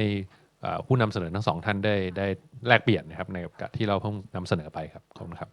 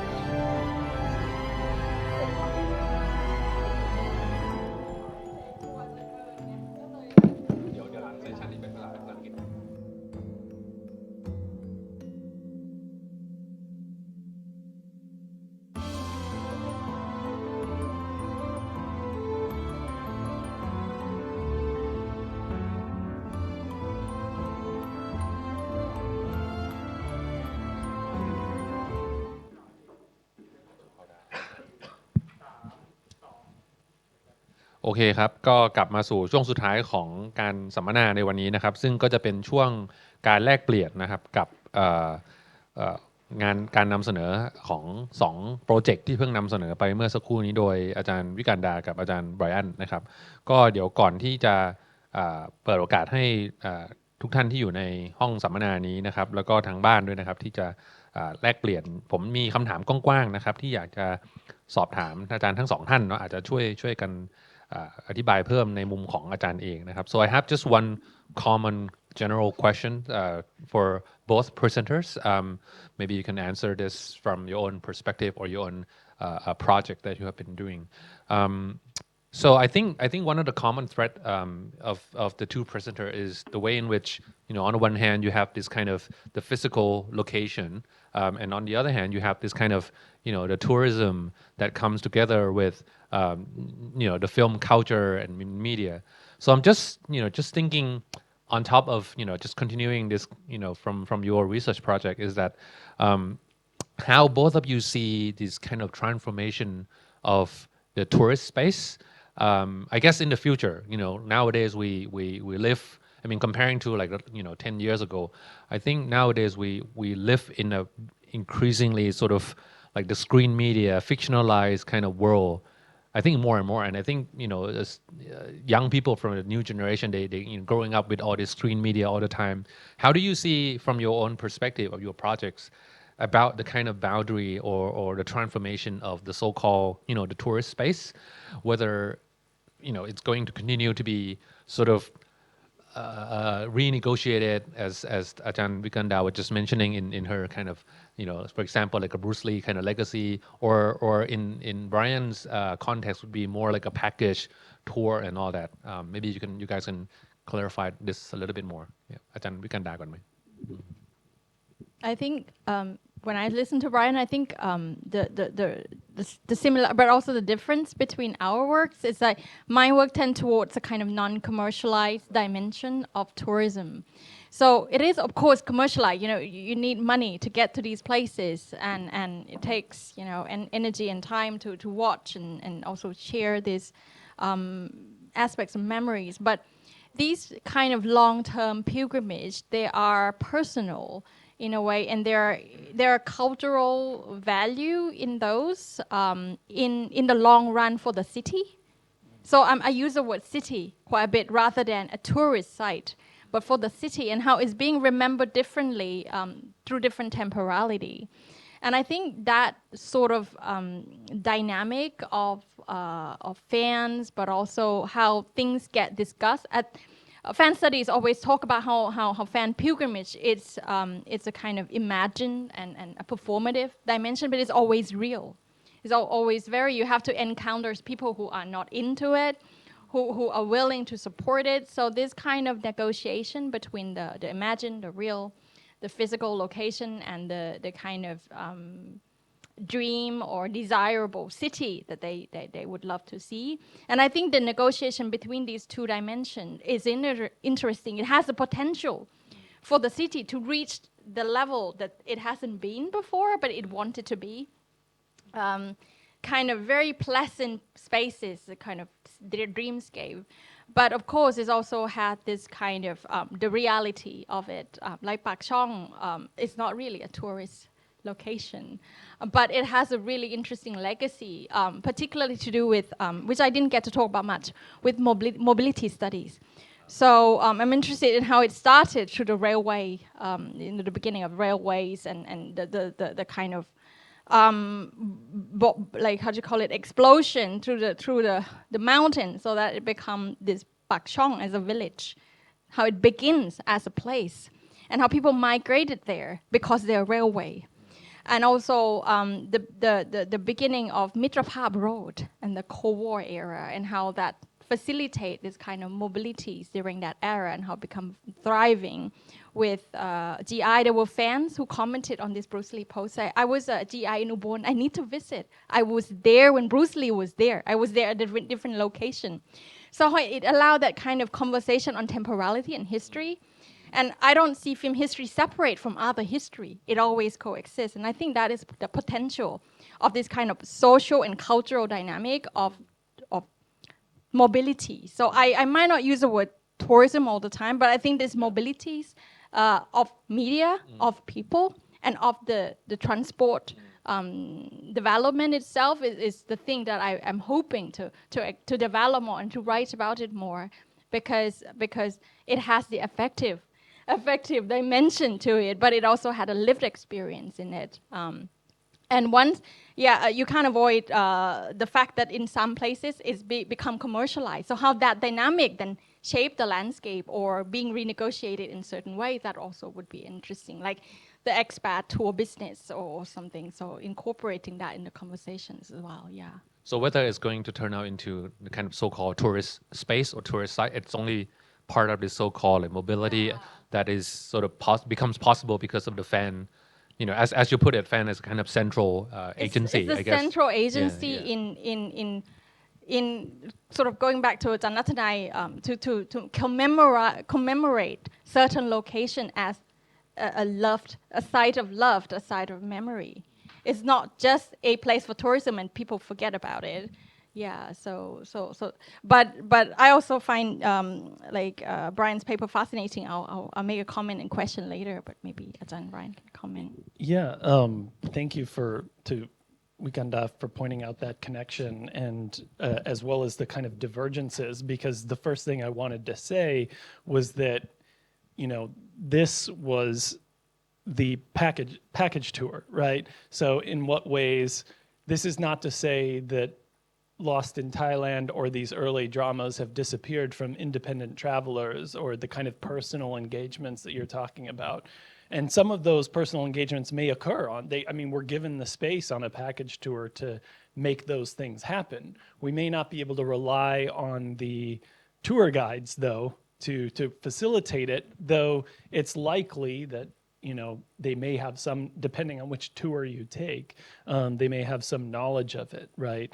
So it's not to say that they've, that those kind of personal engagements have entirely disappeared. I do think that what's interesting in the case of, I think that the Macha, the CMU case is very interesting. Because of the kind of misunderstandings that seem to constantly be occurring. From the Thai side, the Thai tourism studies side, it's, all of these travelers from mainland China are coming here. We are not making money off of this. They are disrupting our regular university, operations, doing things that are not condoned or, by the university or the city. So how do we? I use the term Jatrabia, right? Incorrectly organize. I was trying to thank everyone for organizing. So now, but this is to try to use the term correctly and to correct myself. This is to kind of discipline the tourism, to create a streamline that streams it into revenue, but also protects the university students, protects the campus from, pollution and noise and all of these other things. And it's also done in the name of assuming that this is where the tourists want to be, that this is suddenly a site, and let's tell them about it, and let's take them on a tour that says this is the Faculty of Humanities at Chiang Mai University, and this is our Sanyalakta purple elephant, and this is, we grow our own, or they even have, we grow our own coffee here, or whatever. And you come to this cafe, and yet this isn't necessarily the type of experience that those who were showing up on campus were necessarily looking for, right? They were looking for some sense of liberatory expression, some sense of independence and freedom of mobility, and it's providing precisely the opposite. Now they walk onto campus and a guard yells at them, "My piao, right?" Which is like buy a ticket. You have to buy a ticket to come onto this campus. It's no longer like a suan satar, no longer a public park, right? So this is what's like really interesting to me about that as an example in terms of the clash between commercialized and non-commercialized dimension of tourism, but especially when you show intercultural misunderstandings into the mix. When you add that linguistic friction, right? You add, and what makes it so interesting is the assumption of knowledge, right? Oh, I see this is a Buddhist space. I know what Buddhism is, so I know how to engage with it, and yet not necessarily knowing the tamniam or the what is considered appropriate within the space of like a local Theravada Thai Buddhist temple, right? And so that's kind of what I find interesting, and the way that kind of media can both spur this and then kind of reflect on it. Because I was having a conversation with Ajahn Wikanda outside and others who joined the conversation about how it's interesting how Lost in Thailand, if we're talking about it as a parody,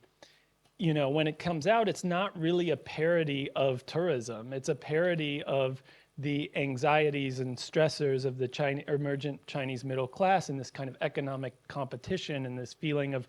material competition and needing an energy source. It's about how, you know, this, if you've ever seen the film,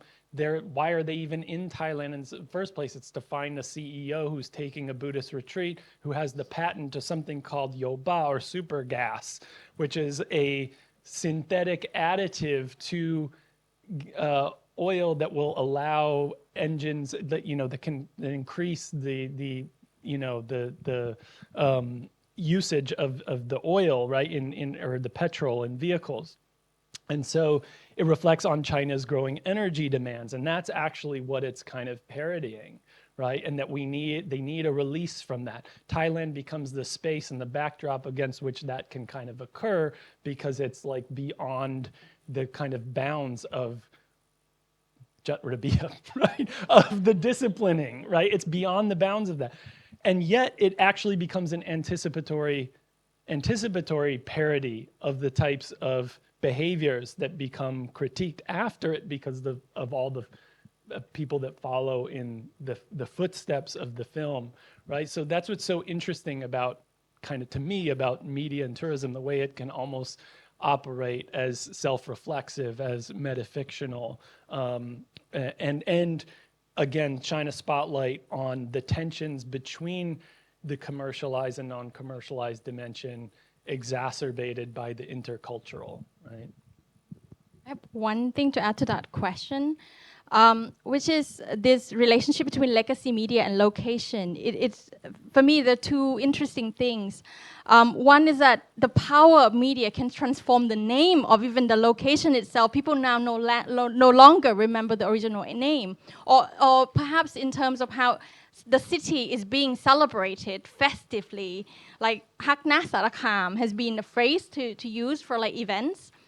It's come from a film, 2011, for example. Or Sabaidi Luang Prabang is used as a tour Luang Prabang. It's no longer about the film, but the idea of Sabaidi, the vibe of the film gives what the tour could offer or Luang Prabang could offer. So that sort of power to transform the imaginary of the space, or even the name itself, like of course Bridge of River Choir we mentioned already. So that aspect, it is a powerful relationship, and I think often it's to do with location that perhaps previously not known internationally. So it's like putting things on the map, often associated with big name blockbuster film, big name star. So it puts that place into kind of global recognition, and I think Thai tourism authority is very like interested in kind of capitalizing that. But then you'd get really weird tensions, like dark tourism, dark location, like Bridge of River Choir, which Lucas writes about. It's celebrated as a kind of, you know, a festivity, but it deals with really real traumas and slavery. So that is a real clash in what media does to the location. But another dimension I was thinking of is how for tourists, they might not be the fan, but I think this world of social media, this world of media users, to go to these places and make references to those landmarks or the practices that influences, like wearing the uniform, actually the Thai student uniform were actually done by the Chinese influences on TikTok and also Xiaohongshu. My students doing the research on that. So it's kind of gives you a cultural media capital. It's like you're in trend. And I think that era when I was doing like Luang Pichat and all that, a lot of people check in. So geotag was used as a way to kind of pak mut or like check inแล้วนะ like I'm here, I've been here, like this is a new place, and because I'm in the currency of pop cultural capital. So it has this kind of powerful aspect for the individual, but also for the location. So that's the kind of relationship of film and legacy media that I think is interesting to think about. Yeah. Just to help add on Vikanda's and so Brian conversation about especially where I work at Chiang Mai University, and also Vikanda's focus on the different interpretation. Like it really remind me of, because one of the sites that Brian mentioned in his presentation is An Keo Reservoir. I mean, like because I'm in Chiang Mai University, so I've seen like these two interpretation and interests. On the one hand, you have like foreigner tourists who look at An Keo Reservoir or Chiang Mai University campus from one interpretation, right? So they come in as like dressing up as a high school uniform, not university uniform, and then take photos and whatever. But of course, for Thai people itself, Chiang Mai also becomes another interesting site. So in Thai language website, you have a different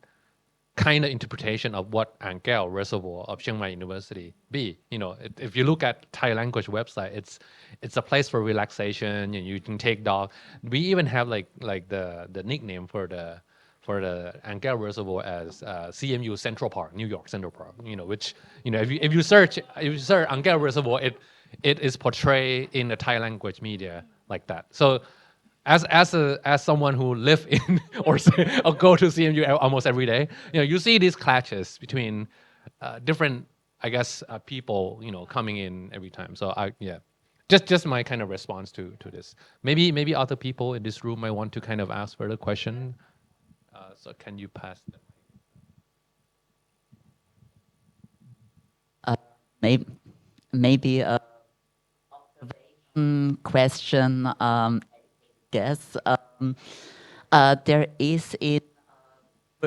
also this observation about the Paris syndrome, so that people create an over-idealized image of a location, and then when they come to the city in question or the place in question, are absolutely horrified of what's going on there.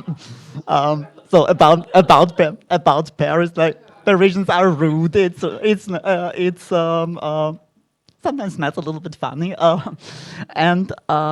is there something like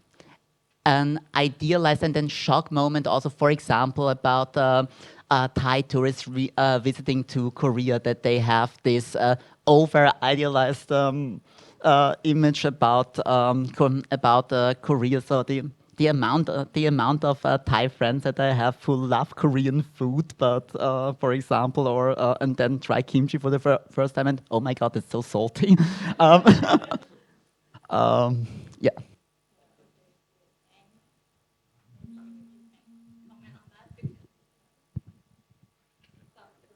Sure. Yeah. I mean, so stepping outside my personal experience of a tour, my kind of study of Thai tourism studies about travelers to Korea, this is often the case, which is, it's a lot more drab here and not as bright as I expected, or a lot of comments about, people aren't, not everyone is as pretty as I thought they would be, because my experience of this has mainly been through K-dramas, right? Or K-pop idols, right? So that was, I mean, this is not anything any personal survey that I've had. This is what some of the anecdotal evidence within tourism studies has provided about people's reactions to going to Korea. But a lot of it depends on what their reasons for going there are to begin with, right? I think, you know, there are those who you know, go, you know, might, you know, I also read about those who would prefer to go to Hokkaido, but they go to Korea because the tours aren't quite as expensive. And so, you know, from my own experience in my own group, nobody that in both of these tours, given that they happen, you know, years after the initial groundwork, my experience is these images have already been somewhat demystified for the tourists who are on these tours. They know what they're getting. They were less horrified than I was at the aggressive sales pitches, right? I was like, we are hostages right now. We're stuck in this room and we just have to wait this out. This is a run out the clock situation, and we just have to, like, you know, count down till, because some of the products are like more expensive than the entire tour itself, right? Namely pine tree oil, right? Which was, you know, so that was one of but no one else, everyone said, I know what to expect. And some people knew where to stand in the room to, like, be like a you know, what would you call it? Like a you know, a wallflower or whatever, to where they would blend into the wallpaper and not be, you know, have the aggressive pitches. So my own personal experience is that this has already been demystified for the tours. It's post-para syndrome. Yeah. I have something to add on top of that, and I totally agree that works in fan studies often criticize work in tourism study for not giving enough agency for the tourists, and particularly tourist fans. So Matthew used autoethnography as an ACA fan to go to places in Vancouver, for example, and say that we're constantly conscious of the fact that we're both fan and tourist and a person being kind of wandering around trying to figure out where we're going, and sort of these multiple identities that tourist person go through is always there, but may not get written about, and unless they write about their own experience in kind of, you know, self-reflective way. So there's certain works that try to talk about this kind of shuffling priorities. So certain time we prioritize the media landscape, the fantasy. We're willing to suspend it, the nastiness or whatever, being, you know, stolen purse. We just want to enjoy this view for a minute, to be able to kind of commemorate all of that love and passion that we have for the text, and then, okay, we'll deal with the reality. So this kind of shuffling priorities is one of the key aspects of writings about fan experiences. And another point I'd love to add is also how, interestingly, certain places not take, like Vancouver is a great example that's been written about how it tried to position itself as a how do you call it, as a white canvas. So it's a place that is remembered for so many series and televisions because it can be anything. And I think that is for kind of production studies, it's a great position to take, because it allows fan to imagine as you wish. Vancouver can be in any series you wanted it to be. And I think, you know, Thailand's it's a stand-in for so many locations, but we often have an idea of what Thai tourism have to look like, or what Thai coming to Thailand has to have this image. There's like iconographies, but the kind of blankness of Vancouver that is kind of fan tourism position is another interesting take. So it's trying to not create anything in specific, but say come to shoot here and come to travel as a fan tourist here, because it is what you wanted it to be. So yeah, so that's just one take on this kind of landscape management. Yeah. So I have two questions. The first one is for both of you. So my question is about the kind of ethnographic component of your research, right? So for example, for you, Brian, I think it's very autoethnographic materials that you get. I don't know how would you use that in your analysis? How do you construct knowledge and narrative based on your own experience as a tourist? And we can, I don't know if you consider yourself as a tourist or a pilgrim,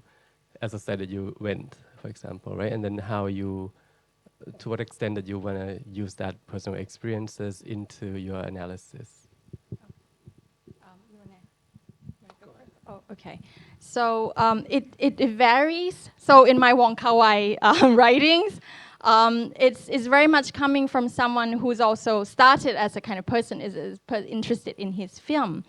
So I'm interested as to how these locations get commemorated before I even go there. So I read so many of the materials about the location, and when I write about this material, I write them how it become a cult locations. And so I'm the one of the readers. So I talked about how these material, so I basically use my process, the way I collect data, as a way in which a tourist person would encounter these multiple texts. But like with those projects, I didn't interview, so I use secondary materials, so many fan works about Wong Kar-wai. So I look through those and identifying what kind of positioning they take. And often it's wonderful. These fan stories always have a very explicit subjective view. They sharing these feelings that they have, they go through, and it's public domain. So I kind of use those as a kind of a way to reflect on how fan pilgrimage has been conceptualized by fans themselves, different groups of fans. But when it comes to the genre of Nang Rak, when I went to visit, I interview location owners mostly, because when you go to this location, the fan no longer there. Like they're not there to be interviewed or to be observed. Like if they're there, I would be happy to talk to them, to discuss. But none, like we don't all come at the same time. There's no tour exists. So the person who holds so much knowledge and memories are the owners. Like one example, wonderful example is สิ่งเล็กๆที่เรียกว่ารัก the owner of the restaurant by the river, which is น้องน้ำร้านอาหารของน้องน้ำ the owners have albums of fan memories he kept, because it's also a guest house. So fan wrote so many stories and album. So again, secondary material, but it's told through the noise, the voice. But I have to stay there long enough. Actually, the owner didn't want to talk about this at the beginning, so I stayed for a long time. I got to know the owner and the son, and then so after a while, they're like, and then the owner said, "Oh, do you want to create a mood to be like a bit, film?" So it's like he played the soundtrack. So I think it's true, like invoking cinephilic aspect in your fellow conversation, and I think that is the kind of experience I learned, that it's a kind of not just my experience, but it's co-creative. So I always value this aspect of co-creation in terms of conversation, memories, and experience. So it's not mine alone, but it is us to share. And I think when I write about this kind of experience, I would like to incorporate those aspects more. But in the past, when I write, I explain that I use interviews. But that is a bit dry, when I declare that in academic paper, it's a bit dry, and I just talk about what they do, what the kind of practice is. But in the future, I would like to incorporate this sort of co-creation and also highlighting aspect of mobility and stuff a bit more, like my journey and stuff like that. Yeah. Yeah, it would be nice to do it in a way that's less technical and less distancing of the subjects that you're working with, and also just like kind of seamless and because that's would be the only way to kind of maybe capture the actual experience. Than this, I interviewed 5 subjects about, like it, yeah.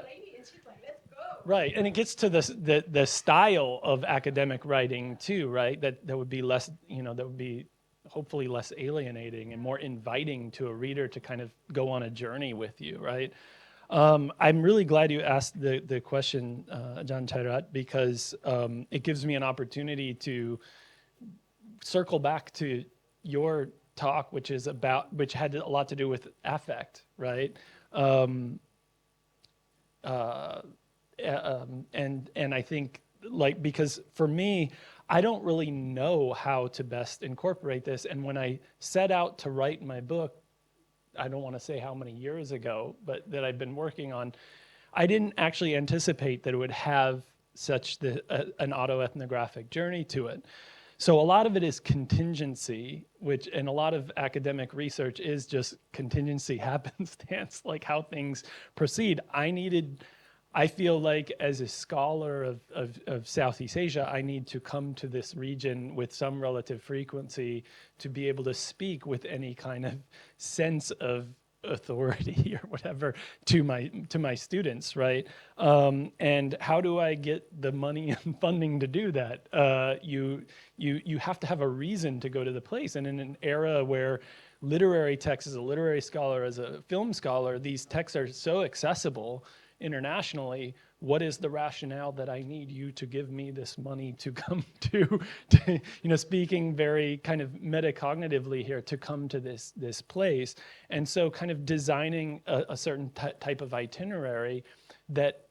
brings in the question of affect. What does it feel like to go to these places that I'm talking about people going to because they're inspired, right? And it I think it goes back to like I went to Borneo because when I was writing my first book, because I wanted to experience the environment that Zhang Guixing, the Malaysian author, was writing about, right? The Borneo rainforest. And so there's this kind of desire that kind of the experience of affect creates to giving somebody a certain sense of authority that isn't necessarily just citing numbers and data and scientific method, right? But I don't know exactly how I'm going to incorporate or weave the story in a way, not being an anthropologist, being a literary and cinema scholar. And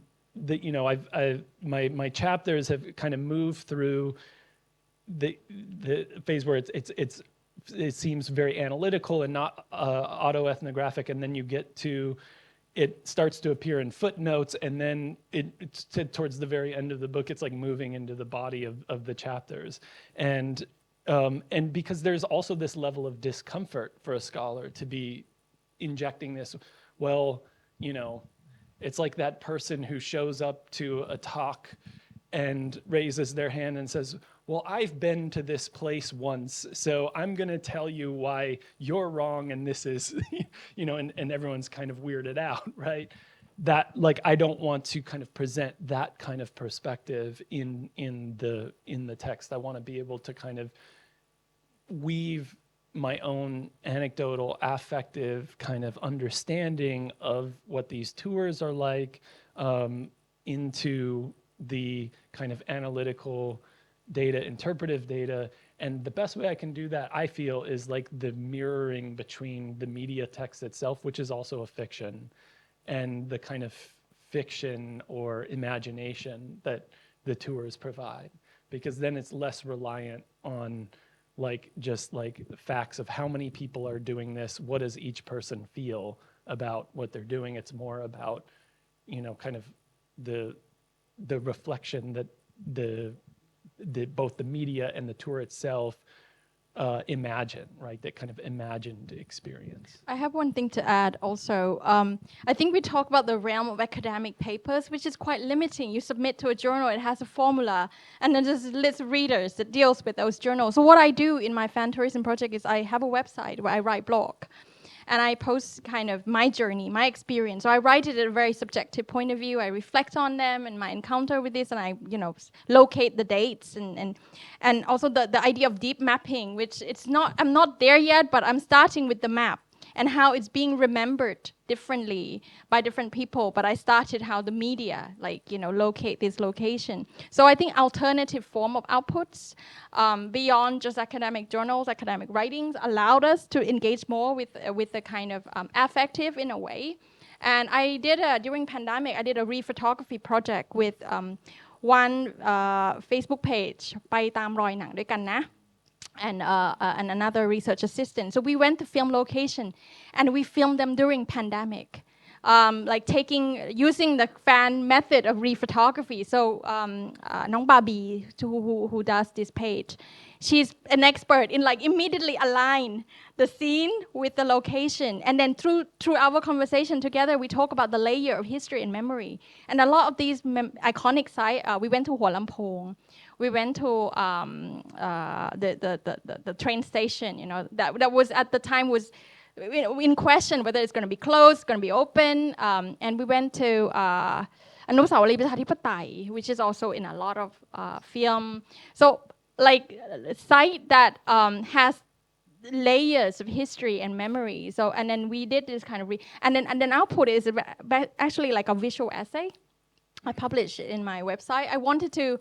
do some sort of an album or something, but I've just experimented with Alpha Wheel, a journal, which is a video essay published journal. But that is on a pandemic, another dimension of pandemic experience. But recently I began to think more about alternative creative outputs. And I think academia in Thailand is so rigid. We don't get credit for it. I do it out of the possibility of it to do something else. But I think outside, you know, my colleagues in the UK are so excited because their institution encouraged this kind of alternative output. And I think, you know, policymakers out there, you know, there are alternative ways to think about alternative. I'll just say real quick because you know, I don't want to. I know there are other questions out there, but I'm kind of really inspired by this question and Ajahn Wikanda's response. You know, like I really don't know how much of this is going to be in the book. Like there probably won't be the picture of Lolita and me making gimbap in the book, right? But this was something I wanted to share, and I think was encouraged too by the Asian Cultural Council as part of the exchange of this, is like outside the book, like what does the journey look like that made this book happen that you're not going to get in the book? The paratext, right? Basically this presentation was a paratext of the research I'm doing, but I feel like it's integral. I feel like it's hopefully will affect how I write, hopefully will affect the voice that I use in the academic language, even if it doesn't appear in there because it's, you know, not going to pass the reviews for people to say, you know, you can't just say this about the tourist based on your personal experience of one or two tours, right? So that's how I feel about, you know, this event. Yeah, because I asked the question because I also have the same problem when I was doing my PhD. I went to the site where they shot Angkor Bunmi, and then also went to Cambodia when they shot the missing picture. But I couldn't make it into my analysis because it's too personal. Yeah, so that's kind of thing that should I go on with my second question? Okay. So this is for Wikanda. So earlier in your presentation, you talk about the scholarship on, let's say, kind of representational politics in films about Southeast Asia or Thailand. So that kind of critique of, for example, Orientalist fantasy, and then you talk about fan tourism as a kind of more, let's say, like more genuine kind of relationship with Thailand, right? But that kind of, I don't know, representational politics, I think it's still kind of haunting in a way. Maybe you touch on this when you answer to Lucas's question, but I don't know if you want to maybe talk more about that. So I think I would have to deal with it a lot more with the Bruce Lee case because it's the film itself and the way it's being remembered by Western audience. Like it's not really remembered now by Thai audience. I think the locals, unless there's some fans of like occasionally it get popped up in Korat ของเมือง like Facebook page of Korat or Facebook page of like Sino-Thai kind of. During pandemic, I've seen people talking about Ai Num Sunตึงoccasionally, so I kind of followed some of the page. But otherwise, it doesn't get remembered. So in a way, these memories are being mediated through the lens of non-Thai audience, particularly Western male audience. I think we have to be aware, always conscious. When I kind of look into the geography of like the audience, of course, we have to deal with the dominant groups and how do they conceptualize these space. But I've always fascinated. I have not one time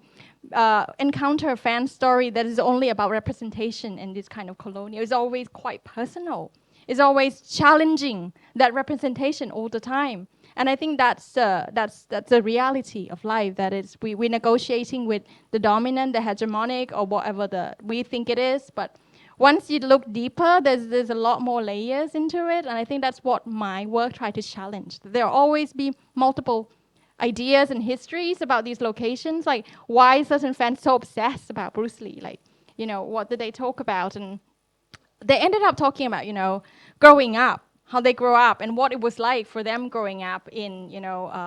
ethnic, diverse communities or like being like person who get bullied and stuff like that. So not being the hegemonic male within their community and stuff like that. And I find that dimension is as important as of course this idea of exoticness and 80s kung fu was a big currency globally, Hong Kong film. So I think we have to incorporate that into mine and always be aware. But I've tend to kind of look at what are other stories. Particularly, I really want to write about these great aunties who like are the key person that facilitate this, and the monk, for example, and the monk who's at that temple and how he positions himself in facilitating. He's very Buddhist, ถ้ามาวัดก็บริจาคแบบว่าอย่ามาถ่ายรูปอย่างเดียว It's like ต้องถอดรองเท้า It's like so each person would have that จัดระเบียบ of the space. And I think that encounter and things that are not human, stray dog get mentioned a lot in vlogs to go to Pak Chong, because if you walk from the Long Nam Kang, from the ice factory to the temple, there's quite a bit of stray dog at the temple, and there's a non-human thing that I think I need to think about, which is of course don't get featured in representation of Thailand, but Thailand has stray dogs, and how fan tour deal with it, yeah.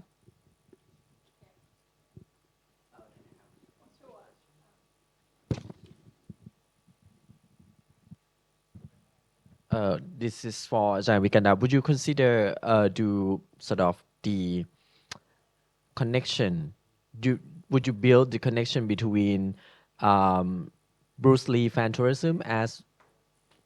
an extension of the whole universe of Bruce Lee fan practices? For example, if you locate the fan tourism as one practice conducted by Thai fans, there is a huge community of Bruce Lee fans in Thailand. How do they locate this kind of thing within the whole universe of practices? And is there any connection between doing tourism thing, collectible thing, cosplay thing, reenactment thing? Yeah. So big. I have not collected all the data about all the fans of Bruce Lee. It's just like this. It's only come up because I've got this early material I did before pandemic, and then suddenly I got asked by an editor, said, "Do you have anything about fan and home in Southeast Asia? Because we need someone to contribute to a book." And I'm like, this idea of expat and this location. And this idea of like it's home, but it's also an imagined home before they got here. So that's how I enter these communities. But so far, what I've encountered in terms of these fans, they're Bruce Lee fan first before being the fan tourist. So all of them. So it's a surprise to know that Pak Chong, Thailand, is part of Bruce Lee life. So it makes people who live in Thailand even more valuable in a way within the universe of Bruce Lee, because they're so close to the God, in a way to the master. So and the intimacy aspect is so important to ritualize practice in fan pilgrimage. So being close to the space where your adored director used to be, it's like when you touch that stone, maybe you get the same geniusness that they have. So being close to the site of Bruce Lee has some sort of a spiritual element, and I think so for these big name fan, there are two in particular. One big name fan, a German person. he and his mate set up a cafe that I visited and talked to. And the German friend, he actually contributed to the documentary. So it's a big name fan so much that he's a bit of a gatekeeper. So if you want to come shoot in the location, and he promote himself, come to me I've been Bruce Lee fan I've been going to this place for 30 years. I've known it for a long time. And he even give it back to the temple. He made a sign. And he created T-shirts, Bruce Lee Pak Chong fan. But when I asked his friend, do you know the Pak Chong Village Facebook page? It's another page. Oh, newbies. It's like, okay. So it's like, okay, so there are even this kind of micro, yeah. Michael, yeah, but the person that I have not met, but I've seen his YouTube, and I think it might be the same person. It's a Japanese person who none of these kind of Western male talked about, but the location owner all remember him because he's the one who purchased the chair from the temple. So he's a very, very early person who pilgrimaged to the temple, purchased the chair, and then for like 10,000, which is a chair for the locals, and then stayed for many months at the same hotel room that Bruce Lee stayed. So he's become a mythical figure for the location, for the locals, like this Japanese guy. And I think he's the one who did this YouTube channel that I've watched. He come visit. It's almost like a ritual for him. He doesn't come one time. He will maybe, okay, another 5 years, I'm going to come. It's kind of like, for him, it just touched the master. Yeah, that's it. Yeah. Some comments then, and for my I think maybe it's just my question for both of you. So if you can come up with anything. I listen to your talks. It reminds me of when I went on a tour in Salzburg. It's called the Sound of Music tour, and and we went to all the shooting locations for the film. Yeah, and on the shirt that Maria stayed, and also the Von Trapp family house, and the famous gazebo, where one of the Von Trapp daughters sang 16 going on 17 and so on and so on. But there's always, even there are fans, of course, and then there are always those who tag along and don't feel the part. And of course, I remember eavesdropping on two teenagers' conversations, who obviously came with their parents. Why are we here?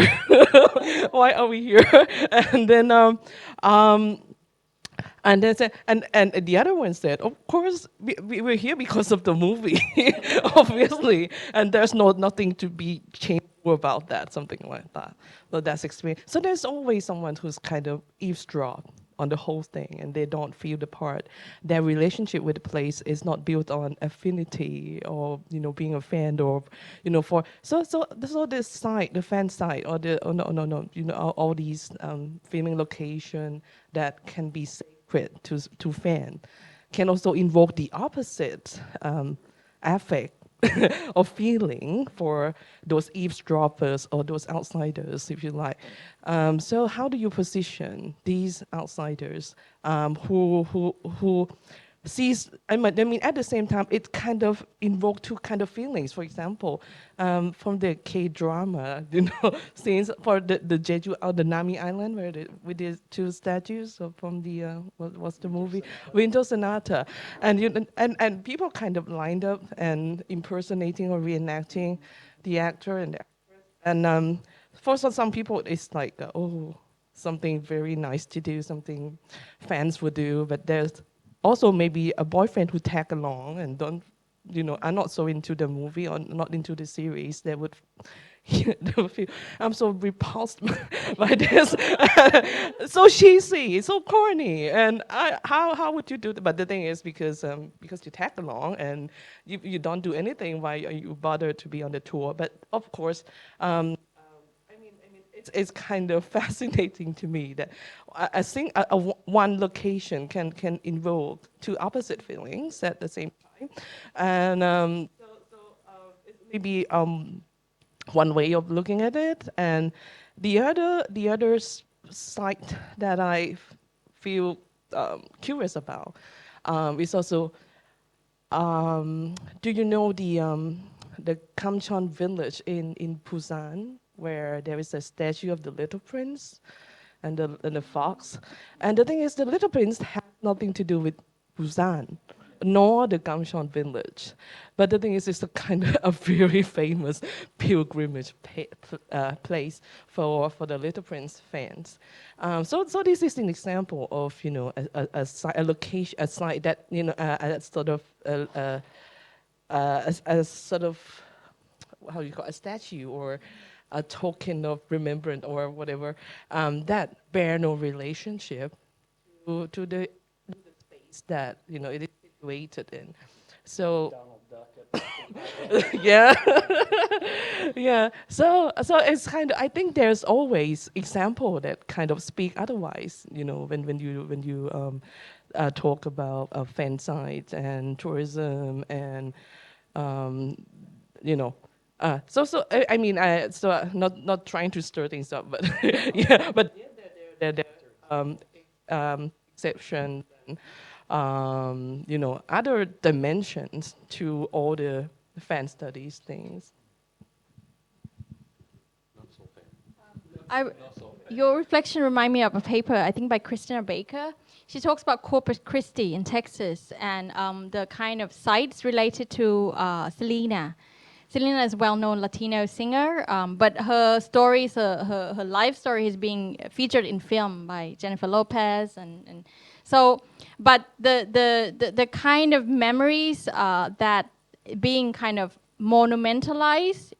in Corpus Christi, because the family, her family, kind of come from there or live there, but not everybody's happy with having her statue being like planted alongside like a lot of kind of Spanish the Spanish early like migrant. So I think that it's always contested terrain, to borrow Ajahn Nathanai words. These kind of spaces is always contested from the people who live there, obviously, and their identity might not align with the identity of the figures or the people that fans adore. So it's a negotiation of particularly if the government or the provincial want to set up some sort of monuments, or it has to be debated. I think having these open conversations with different stakeholders is important. Think about what kind of identity have the city represented if you want to incorporate into kind of larger. In terms of Austria, I think the country is like really aware that this is very key to the public memory of Austria, and it's a very positive story during the time of distress. I'm not sure, you're from Austria, you might not agree with it. Yeah, but see, that's the point. I think it's a contested terrain. Yeah, and I think that is an interesting point. When I was doing fan tourism to Hua Hin, there was a memorial of Khon King Phet. Is it his name? Phon King Phet. I was like, wow, he's got a statue. Like, I've not seen a kind of pop culture statue that much. So I'm interested in why the statue happened at what time. I think because he was considered like a national hero who won the boxing award. So I think in the end it's a debate on national identity. This is kind of like whether it get attention for the location, but for the tourists to incorporate this multiple like people who are not like interested in joining the tour, that would be an interesting part to look at. I've not kind of looked at people who come out. Usually the narrative that when we start looking, we often find the narrative of people who loved it and then share. People who don't love it, they don't even bother talking about it on the kind of secondary material. So we kind of lack of that data. But it would, I think, be interesting to reflect on what are their experiences. And I think one, Brian can add, one is part of the kind of popular tour. It becomes just one of the tour sites. So like I go to Nai Temple with my parents. Is like, why am I here? But there, John Urry later work, he talks about tourism as a kind of social bond. So we go there not because we want to go there, we go there because our parents go there. So the activity of tourism is not as important as a social dimension, same as a stage photograph. He moved on from the kind of tourist gaze to kind of tourist bond. So how these kind of things become part of the social relation of people on the tour. So it doesn't matter whatever you don't like, but okay, you just tolerate it for your parents. So that kind of thing. Yeah. I mean, absolutely, and just the quickest way to answer your question is like, you know, the subject of the chapter that I wrote is actually as I said is Banjong Pisantana Kun's Guanmen Ho, Hello Stranger. The whole basis of that film is the contestations over the appeal versus the unappealingness of K-dramas, particularly in gendered terms, played out on the tour, right? In terms of going to these spaces. And a colleague of mine at USC, Professor Yong Min Che, who's written about you know, tourist imagination and it related to Korea, you know, describes it greatly as Chantawit Tano Sewi's character always blocking the flow of K-pop affection, blocking the flow of affect. He stands in the way. He's like Kwangtang, you know, he becomes a wall. Literally, he's a body that the main character has to step over at her hostel to get out of, because he's sleeping in the doorway, right? And so you know, and this is not on it. You know, he goes off the package tour with the main character Nuna, right? But yes, okay, you've been to, okay, great. So you've already like Tam Roy, Konti Tam Roy, right? So this is like, this is exactly like the terrain in which this can play out. But, and then just to add on to the point about the children, right? You use the idea of intergenerational post-memory. So what becomes part of the memory of the places for them is their parents taking them there, right? So there on the tour that I took, the Happy Together Snow Lovers tour, there were 5 kids on the tour and they all bonded, right? They became, like there were 4 to one family and then 1, and the 2 were similar aged. And then, you know, this young boy had his comic, which was called, his Thai comic, which was called Naksup Nagon, the butt face investigator, right? And so like he was going around and reenacting the sorry to get crass and vulgar, the like Totsaina antics of the Naksu Nagon, right? And so this was like, to me, that made me think of this when you asked the question, because like this is the memory that's being created. His memory of, you know, what he brought to read and in the comics he enjoyed, the other kids that he met, even though he's so young, they have no idea why are we going to Korea? Oh, you know, we're going to go. They enjoyed the amusement part. They enjoyed the snow. So it had nothing for them. It had nothing to do with the cosmetic sales pitch or the any of the dramas that are mentioned. But there was kind of still something there, right? That the children could enjoy, the ski lift, the snow, the snowball fights, and all of that, right? So those are kind of the memories I think that can be created out of there. Sorry to get crass, but it just made me think of the different dimensions that like you wouldn't expect would show up on a tour like this.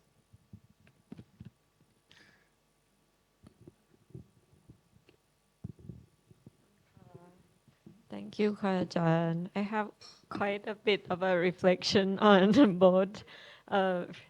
presentation. I think about transnationalism in the fan pilgrimages, as in, you know, Ajahn Brian, you talk about how the mainland Chinese would visit this area of the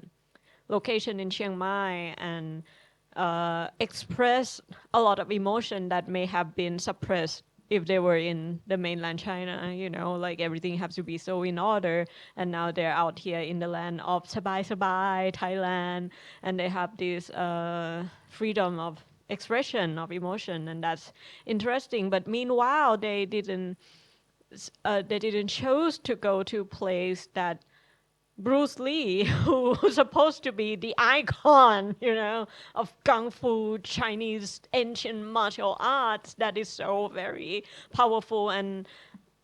hold such a big male authority. And they was like, nah, I'm gonna go to Chiang Mai, for a very relaxing trip. But that doesn't mean that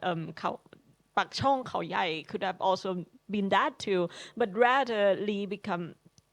who is such a subverted authoritarian figure, fighting bad guys and become more of a Western, almost like an American dream persona, or even a figure for the subverted black culture, right? And I found that very interesting. That people would even go to the Colosseum in Italy, in Rome, to reenact the scene that he did with what's his name? Chuck Norris, with Chuck Norris, rather than come to the Pak Chong. But out of the conveniences, I think, right, in the Colosseum scene. I love that scene. Also the iconography, the immediate recognizability of the Colosseum. ใช่ใช่ ค่ะอาจารย์ is that people who write fan tourism, and I think it's important to note, fan tourism is always part of other reasons why you're there. Right. So you go to Thailand for family, or you go to Korea for family wanted to go, but you injected tourism as part of it. So it's always these multiple tours within a trip to a particular country. So often when I, of course, position fan tourism as an argument, I put it at the center as a key thing. But often the real experience is part of, you're coming to Thailand and then you do BL, while you also want to try Thai food, you want to do multiple things. So from a holistic tourism itinerary, there's multiple, I think, routes that one would take, and that we are shaped by all forms of media. So not just a legacy media, but a kind of more influencers, reviewers and traits. And I think that aspect, if you write about kind of a journey or to a particular country and the different routes or itinerary would be an aspect to address, because there are these possibilities, and in the end, like, you really want to go there, but oh my god, it's just like not enough time, it's so far away, so you have to cut that out of the itinerary. It's always a good negotiation of where you can and cannot go. I see. Yeah. Thank you, ค่ะอาจารย์ with that, I also think about possibility of, the Thai fan tourism or Thai film pilgrimage site, and not sure if this can be on record. I keep thinking about. I already said that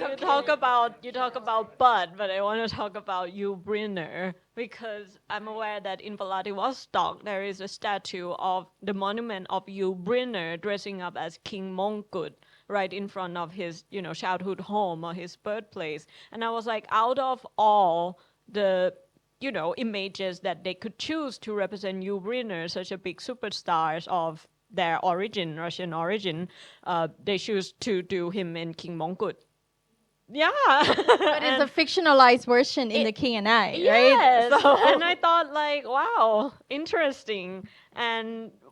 for a media that was definitely censored or out, totally, like, not in Thailand, but internationally super recognized and such a big brand for Thailand back then too. Like, it's so strange to see, King Mongkut, Yul Brynner, King Mongkut in or a Vladivostok. Thai person, right? Chai, but I thought, like, it could have been like a very interesting site for Thai people to go to, including me. How come we do not have something like intermediality of a Thai heritage text? Maybe something like,จักวง แบบว่า fan tour, such as a Sea Pendin tour. Or maybe Siam Renaissance tour, or ไม่รู้ค่ะ I mean, we have attempt in making ตลาดภูหลานมา tour happen, right? And ทรงวาด tour for what's that movie again เราไปดูกัน ทรงแมนสวงค่ะแมนสวง for ทรงวาดทัวร์ right? Yeah, I that, mean, that's the kind of example remind me of what the states and the industry generate as a kind of marketing materials. So the ideology of different stakeholders are different, right? And then the text they choose to commemorate is different. So if you look at the kind of publicity material from tourism authorities, that would be so at the point when fan tourism was really popular in Thailand, of course we haven't talked about the Destiny by Ayutthaya. Love Destiny, yeah, and the state really hold on to that, like because it aligned with the kind of identity that they want to promote. But also like certain old market, that is kind of old town nostalgia, like that really well received. Like a lot of old town, like what's the town? It's like ตุ๊กตา turn รัก out แป้งนะแถวนั้นอะ ตุ๊กแก ตุ๊กแกไม่ใช่ตุ๊กตาเดี๋ยวนะ มันคือตรงไหนนะเชียงคาน Yeah, so certain sites, certain memories get accumulated into the province or the state recognition a lot more because it's aligned with like they're interested in heritage and then the kind of this retro feel. The ones like the get talked about. Which is interesting because it seems like the place it is rather is not organically made, but it's rather the place served as a production, a very intended place as a production studio, such as ชวนชมเชยใกล้ๆบ้านเราเนี่ยอาจารย์ตรงสารยาชวนชมเชยเมืองมาริกาค่ะ or like a เมืองโบราณ something like this where people also offer you like hey wear this ancient dress and now I'm gonna say เจ้าค่ะ or ขอรับ to you very bio I like it a lot but it's not organic, right? It's not like an organic fan activities. As a fan we would rather have like these organic pilgrimages where we can choose to, I mean as me, a fan, right, to go and do things myself, and they try to make Lisa tour happen, and it's not happening. Chinatown, or it has to come from a fan, not the industry. The industry, or rather, the industry that is playing a fan, or a fan themselves playing industry. And I kind of interesting of how the tour that Ajahn Brian went. Like where did they started this idea of likeคู่รักฤดูหนาว winter lover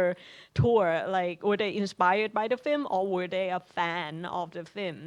right? Or are they just taking advantage or playing as a fan, playing as an industry? This is an interesting idea as a fan, but again it both of the presentation, I think it also talks about the area outside of cinema that audience can exercise their unframed authority and identity, ใช่ไหมคะ that they can be something else outside of the frame of their nationalism, so on and so forth นะคะ Lord of the Ring tour. Like I can talk about Korea a little bit because Korea is one of the countries that really communicate with fans in terms of what they want, particularly providing before even this exists. This the era of like new Korean cinema. What they provided, even location of like early Kim Ki-duk film, those locations were actually archived. So being able to provide those sources, so being the facilitator of information, and when you collect those data, you have a lot to play with. So data is so important if you really want to kind of engage with the trends. And I think what they've been doing very well is kind of providing resources. So as Japan really quickly provide guidebooks, informations, websites. So it's not that they're thinking of doing it out of the blue. It's what the fan need, we'll do it. So it's that kind of dialogic aspect. And I feel like Japan and South Korea have been kind of doing that sort of thing, providing resources. They're not setting up the tour, but they facilitate it to happen. And then once there's a lot of data and you realize there's traffic, there you go, do it, big bang, like the theme park and stuff. Maybe you want to add? I mean, I think these are all really, really fascinating points. The only thing I would add is that in terms of collecting data, yeah, I mean, in Korea, the whole kind of K-Wave 2.0 is responsive to fan engagement, fan remix, and kind of trying to lead from the fans, right? And so it makes sense that they're collecting data that would be useful in terms of shooting locations and all of that. Going back to the case of loss in Thailand and just the difficulty of determining what's a shooting location versus what's just some site that people came to because of social media that people are misinterpreting as a film location. And does film location actually matter in the context of fan tourism that's inspired by the film? I think the challenge there is what happened in terms of the kind of inter-Asia cinema that I'm looking at is what happens when it's not a Korean film that inspires the tour to Korea? What happens when it's not a Thai film that inspires the tourism to Thailand, when the kind of the stakeholders, the industrial stakeholders are not locally based in that country anyway, right? In order to keep, if they're interested in keeping the film living in the imagination of potential fans, like a film like Lost in Thailand, then, are they going, do they care that, about people going to particular shooting locations or not, right? Because it's not even in their country and doesn't necessarily benefit that industry immediately, right? So that's I think the question in terms of the transnational and border crossing aspects of some of these fan tourism and media production.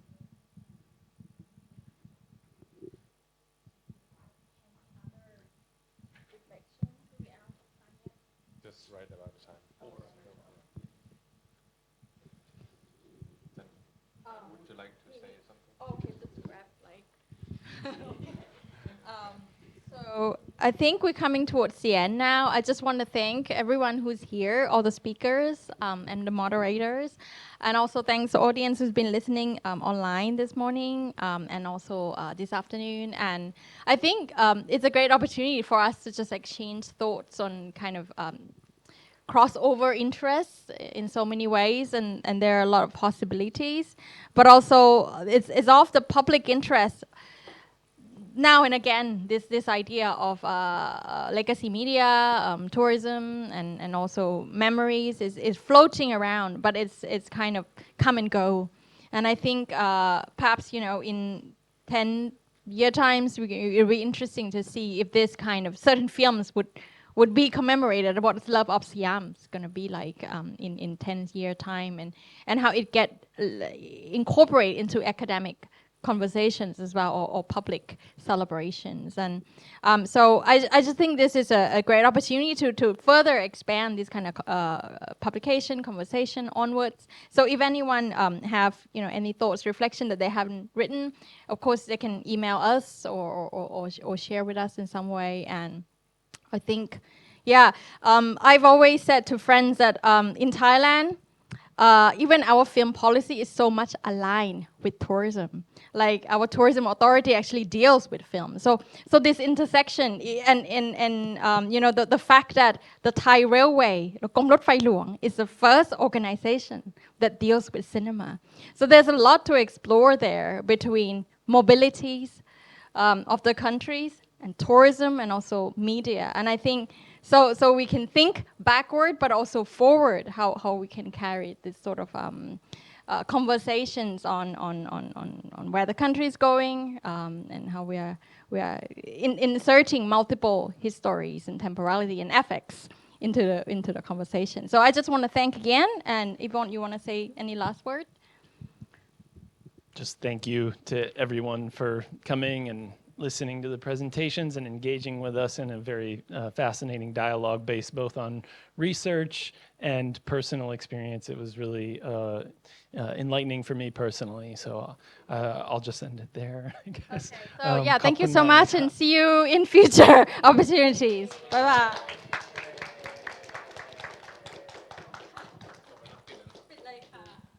งั้นขออนุญาตปิดเลยนะครับ